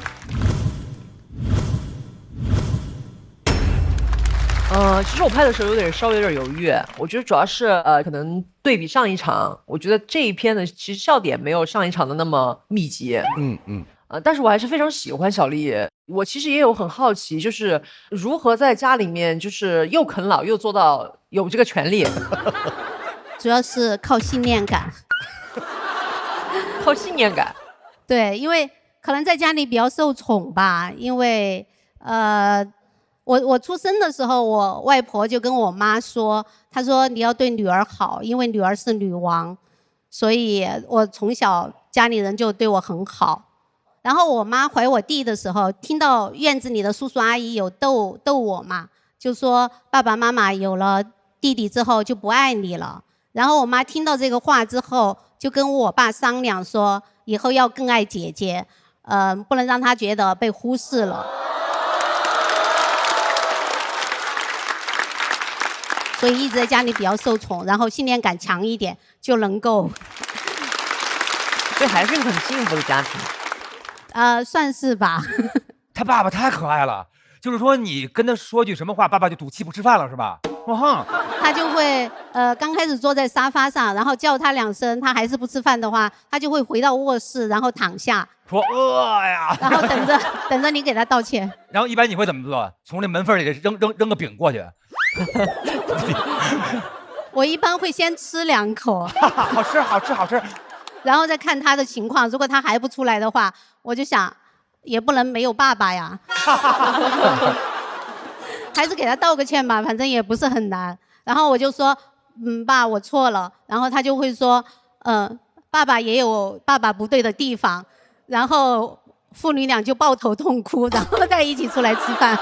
哇，太棒了！因为他是一种感觉，在那种无条件的爱里长大的人哈。然后这世界的风雨都绕过你，然后他还能从这里头想出来很多这种甜蜜的负担里的这个笑话。我觉得他这个生活经历特别奇妙。是的，我拍这个灯就是因为我相信你一定能是有很多奇思妙想的一个人，希望能够助你一臂之力啊！谢谢。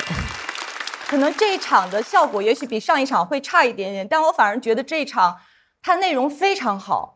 就是我还在梳理，首先它的结构特别巧妙，里面几乎所有的角色，然后人物关系、情感的表达、逻辑、权力的关系，它都某种程度是反过来的。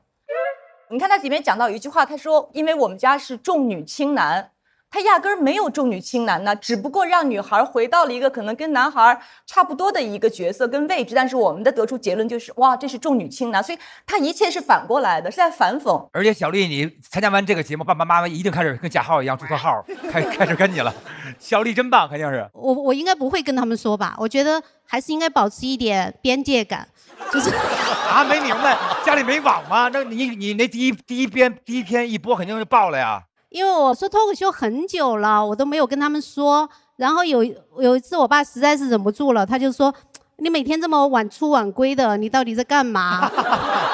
我说：“我在说脱口秀。”他说：“那你喜欢吗？”我说：“我挺喜欢的。”他说：“那你就好好做。”他不知道脱口秀是什么，直到有一次春晚，就是有一个圆桌，然后没事。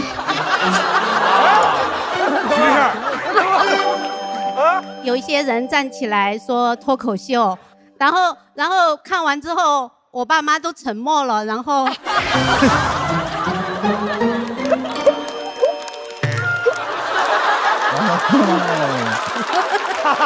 怎么？为什么？哎，当时演的还行啊。爸爸说我不吃饭了，哼，我回屋了。脱口秀播完我再出来，就是那会儿我开始玩手机了啊，那时候开始啊。然后我爸说，还挺好的，还挺好的哦。然后我妈就说，她说没事儿，那么难看的电视剧我都能看下去。妈妈应该开脱口秀好吗？妈妈去吐槽。更何况你还是我的亲生女儿。但是从那以后，他们就再也没有跟我提过要看现场啊，或者是要想了解我在干什么，从来没有。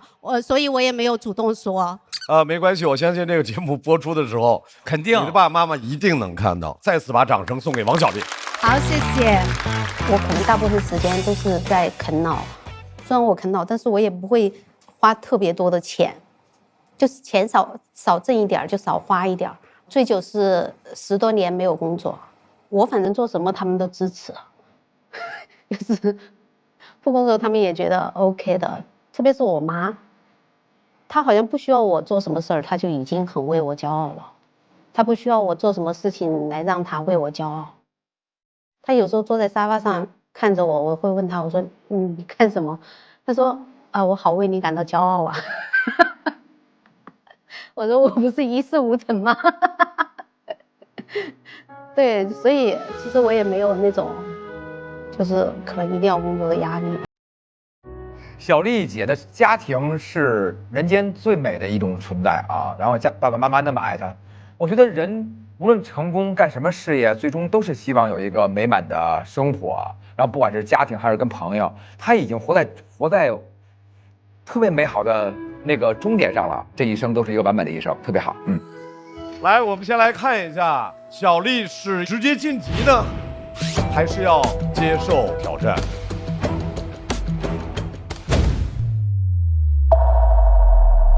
在王小丽的表演结束之后，毛组开启抢麦。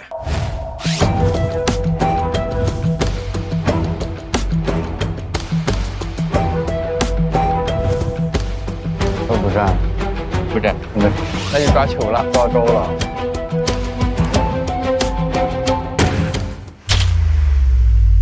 啊，没人站，因为没有人站，所以抱歉，小丽，你必须要启动由你来进行选择的程序了。来，我们现在拿出选择箱。从我们的角度，我们能够看到他抽到的人名，但是大家不要告诉他，就是凭自己的感受。哇，我跟铅球似的，又开始折磨人了，这。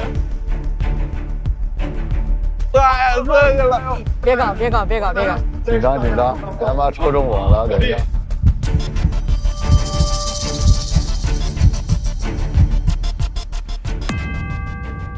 什么呀？谁？姜子浩。哦，姜子浩是吧？是我吗？姜子浩啊！他选出来的这位朋友，我们也很期待。在第一轮里，他用精彩的脱口秀来唤起了我们大家对粤语的重视。下一步，他会不会在他的表演里面加入更多粤语的成分？掌声欢迎姜子浩！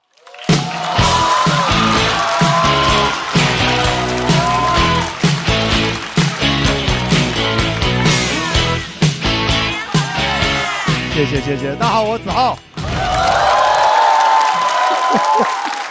谢谢大家。先说一下，我是个广东人，大家也知道啊，我有个广东人啊，证明一下。其实说真的，今天录节目录来挺开心的，因为今年节目里面有4个广东的演员，这应该是节目里面第一次广东演员这个数量能凑齐一桌麻将的了，真的。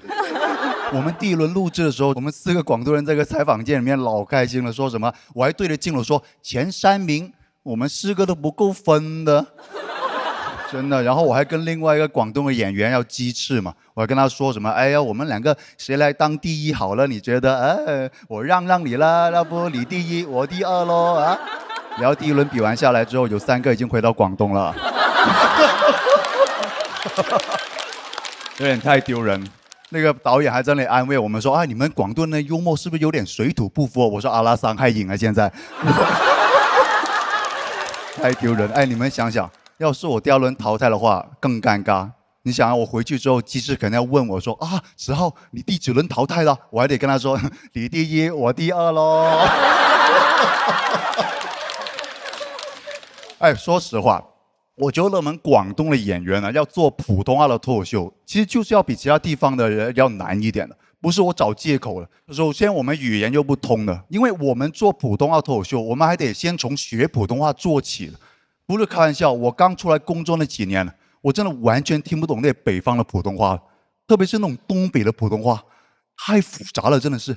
有一次人家跟我说：“你小王八犊子。”我当时都不知道他在骂我。我当时反应是啊，犊子？什么犊子啊？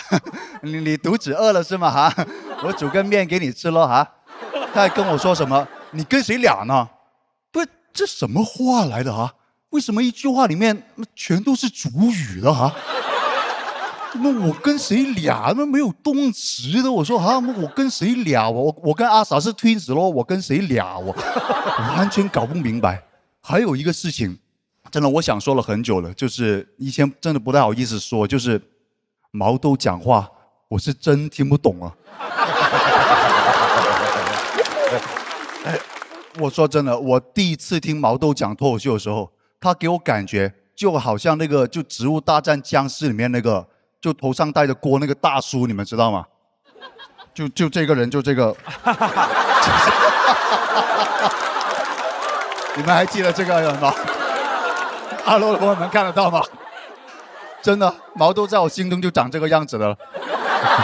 那个法子。所以你知道，我第一次听毛豆讲脱口秀的时候，他在我耳朵里的感觉就是。鲁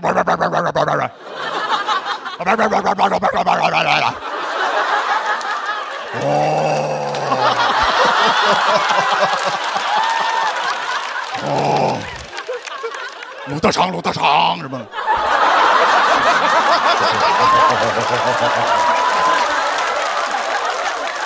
完全搞不明白，我老觉得我奶奶那个坏了的收音机声音都比她清晰了，真的是。哎呦，这个事情我疑惑了很久了，之前一直不太敢说，就是我感觉怎么大家都听得懂的哈，你们啊，明明你们讲话也不是这样子的哈，我觉得肯定有人跟我一样，其实在装懂的，你知道啊，就怕被别人嘲笑啊，是吧？毛豆的新衣这个就是。绝对是这样子的，我想想都生气的，因为我的普通话经常有人说听不懂的，为什么毛豆的你们就都能听得懂的哈？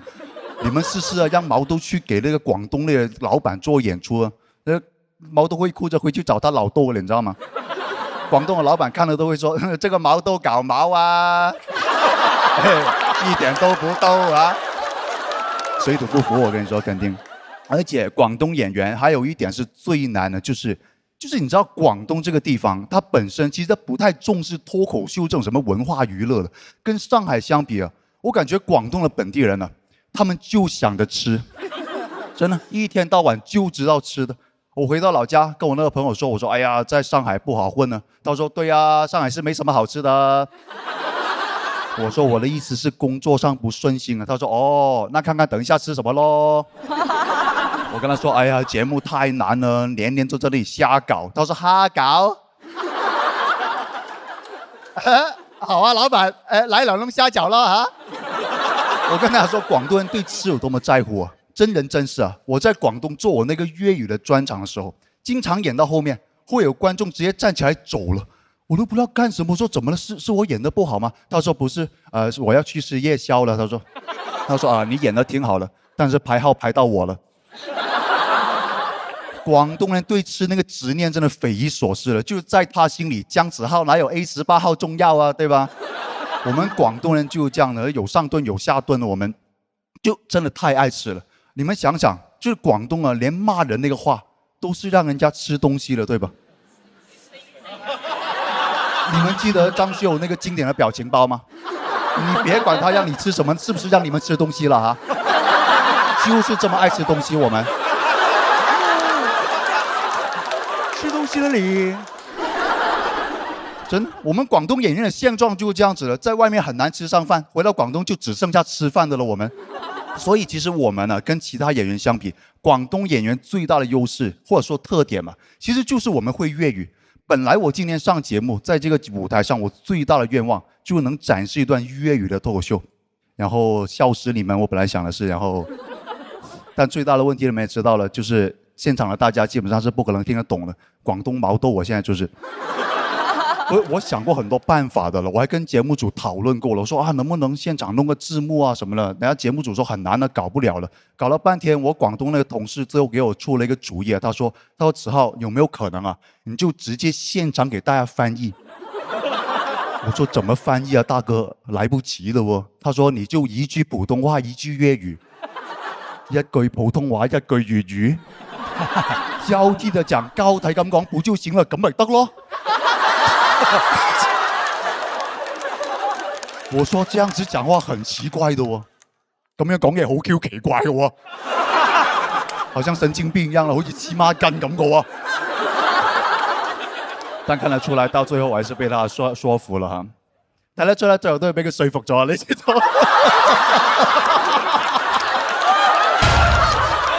這個我喜歡，這個好，這個好，就是一直莫名其妙的瞎折騰。哎，因為我仔細想想還挺好的，因為其實諗下都幾好喎。還得呀？哎，首先我可以在我粵語的部分夾帶私貨，首先我可以約呢一 part 夾帶私貨啊嘛，係咪先？因為反正大家係聽不懂啦，呢個光就真係幽默夠靚仔嘅啫。先把自己哄開心了，我不管了哈。而且來順便讓他感受一下粵語的那個魅力嘛，因為大家也知道了，粵語呢有9聲6調的，所以很多人都知道，就是那個古詩詞，很多古詩詞哈，就是用粵語來念會比較有韻味一點，會比較有味道一點的。那麼最後呢，我就給大家小小的展示一下啊，一首粵語朗誦《靜夜思》送給大家，好不好？靜夜思。李白，你們練詩不練奏摺的嗎？真不專業的，你們真是。床前明月光，疑是地上霜。只好棟篤笑，得閒捧下場啊！謝謝大家，謝謝。多謝。來，在姜子浩的表演結束之後，大家拿出手中的投票器 ，OK 鍵確認。姜子浩索票通道開啟。姜子浩老師，你最後一句夾帶的私貨到底是什麼？對，就宣傳了一下我的粵語專場嘛，就說姜子浩的脫口秀有空來捧捧場了。我雖然不懂粵語，但是我覺得以脫口秀演員的能力，到了夾雜私貨的時候了。是，我太喜歡了，我覺得子浩今年可以啊。謝。我越來越棒了，因為確實之前我參加過好幾季咱們節目，他之前只是靠發瘋嘛，那次就一下就炸了。這現在是很穩，就是非常的棒，非常的棒。那個你說廣東人聽東北人說話費勁，我是北京人吧，我跟廣東人點個餐那費勁費瘋了。我想點香腸，我說給我來個腸，他說你是要紅茶還是要綠茶？我說我要香腸，他說我們這兒的茶都很香啊，他聽不了。他不知道什麼叫香腸。你有沒有想過，就是你語速有時候別人確實也難聽懂。我点餐是很慢的。你确定吗？我跟他说你好，我是大张伟，我语速很慢的。反正我的意思就是说，其实都有这种中间的这个点餐呀，什么这种小事。但是你喜欢，我太喜欢了。我希望你能够一直走下去，太棒了。好，谢谢，爱你。我跟那个罗老师没有拍，我其实觉得子浩这段讲得很好，但是你用了2个道具，一张画和擦汗的那个纸巾，我觉得擦汗那个纸巾是有效果的，拿出那个画，其实我觉得效果不是特别的明显，我个人觉得它有效果，但是它这个只是因为动作好笑，但这个内容本身，我觉得它其实没有达到那个后来擦汗的那个效果。是，其实子浩讲这些我还挺理解的，因为虽然我们所在的方言区大家都能听懂，但是我年轻时候有一个偏见，老觉得北方的作家写文章文字生动，然后南方的就不够生动，一直这么想。后来直到认识了一些南方的作家，他们说你这个就是北方文化自我中心。实际是因为我们普通话定了北方的语言，所以南方的作家不得不改用他们第2擅长的语言，不熟悉的语感。所以子浩说这个我特别能理解，因为我经历过这个认知的转变过程。但是没拍主要是上一场实在太精彩了。今天呢，因为还在同一个话题里，那我心里就会期待说能不能再突破一下，但基本上是平的，甚至是略有下降。对，来我们看，子浩第2场仍然选择了讲粤语，固定题目、固定方向。其实对于脱口秀演员是自己在给自己加码。但是我觉得子浩已经交了非常非常好的答卷。那么在子浩的表演结束之后，小丽回到舞台。在王小丽和子浩2个人的表演结束之后，我们来看一下王小丽和姜子浩最终的得票情况。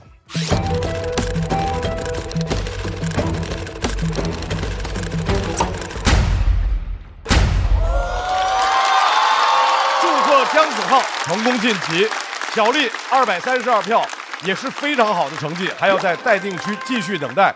子浩晋级。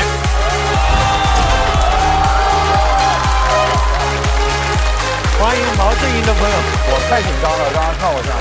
各位，我们这一场的表演到这儿就全部都结束了。现在一共5组演员成功晋级，其中有4组来自盾组，1位是毛组。目前盾组是4比1，暂时领先。再次感谢所有的脱口秀演员朋友给我们带来的精彩表演。接下来需要大家继续加油，我们也相信下面的表演只会更精彩。休息一下，马上回来。Yes。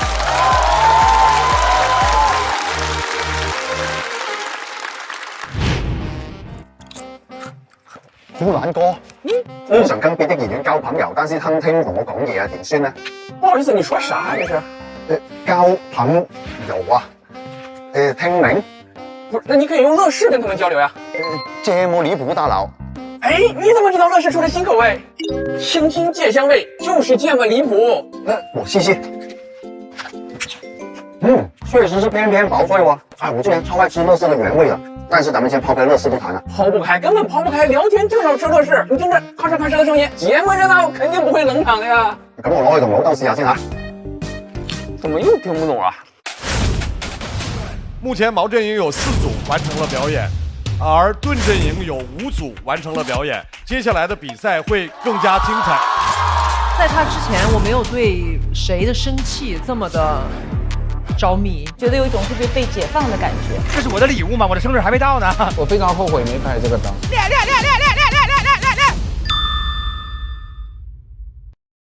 不開玩笑，美團閃購馬上就到，感謝30分鐘好貨到手的美團閃購冠名播出。番茄是個寶，茄皇錯不了，感謝約一顆陽光番茄在裡面的茄皇聯合贊助播出，讓生活更開心。感謝國民白酒老村長特約贊助播出。96倍乳黃金續航母源自護理，感謝守護寶寶閃耀成長的 A2 紫藥 HMO 嬰幼兒奶粉贊助播出。找回狀態，脈動回來，感謝隨時隨地幫你 call back 好狀態的脈動行業贊助播出。聊天吃樂事，分享更快樂。本節目由片片薄脆樂事不停的樂事贊助播出。真好笑，真有機。本節目由3方認證真有機的海天有機贊助播出。脫口秀和他的朋友們第2季，每週5週6中午12點更新，會員搶先看1週。延伸節目，朋友們和他的脫口秀，每週1 12點更新 ，SVIP 搶先看1天，還有超多幕後視頻不定期掉落，記得準時追更哦。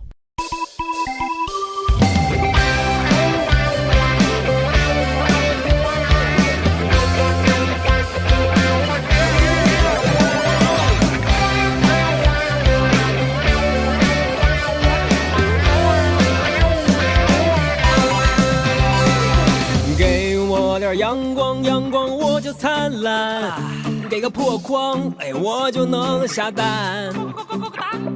给我头大蒜，大蒜就能下饭，谁都拦不住我，都我自己玩。给我一个木马，我就开始旋转，给我一个猪圈，我就开始撒欢。给我一顿臭马屁头有概念，我反弹反弹反弹，我反弹。天生就是自来嗨，原因留给别人猜，管他该来不该来，心不菜就不该打不败。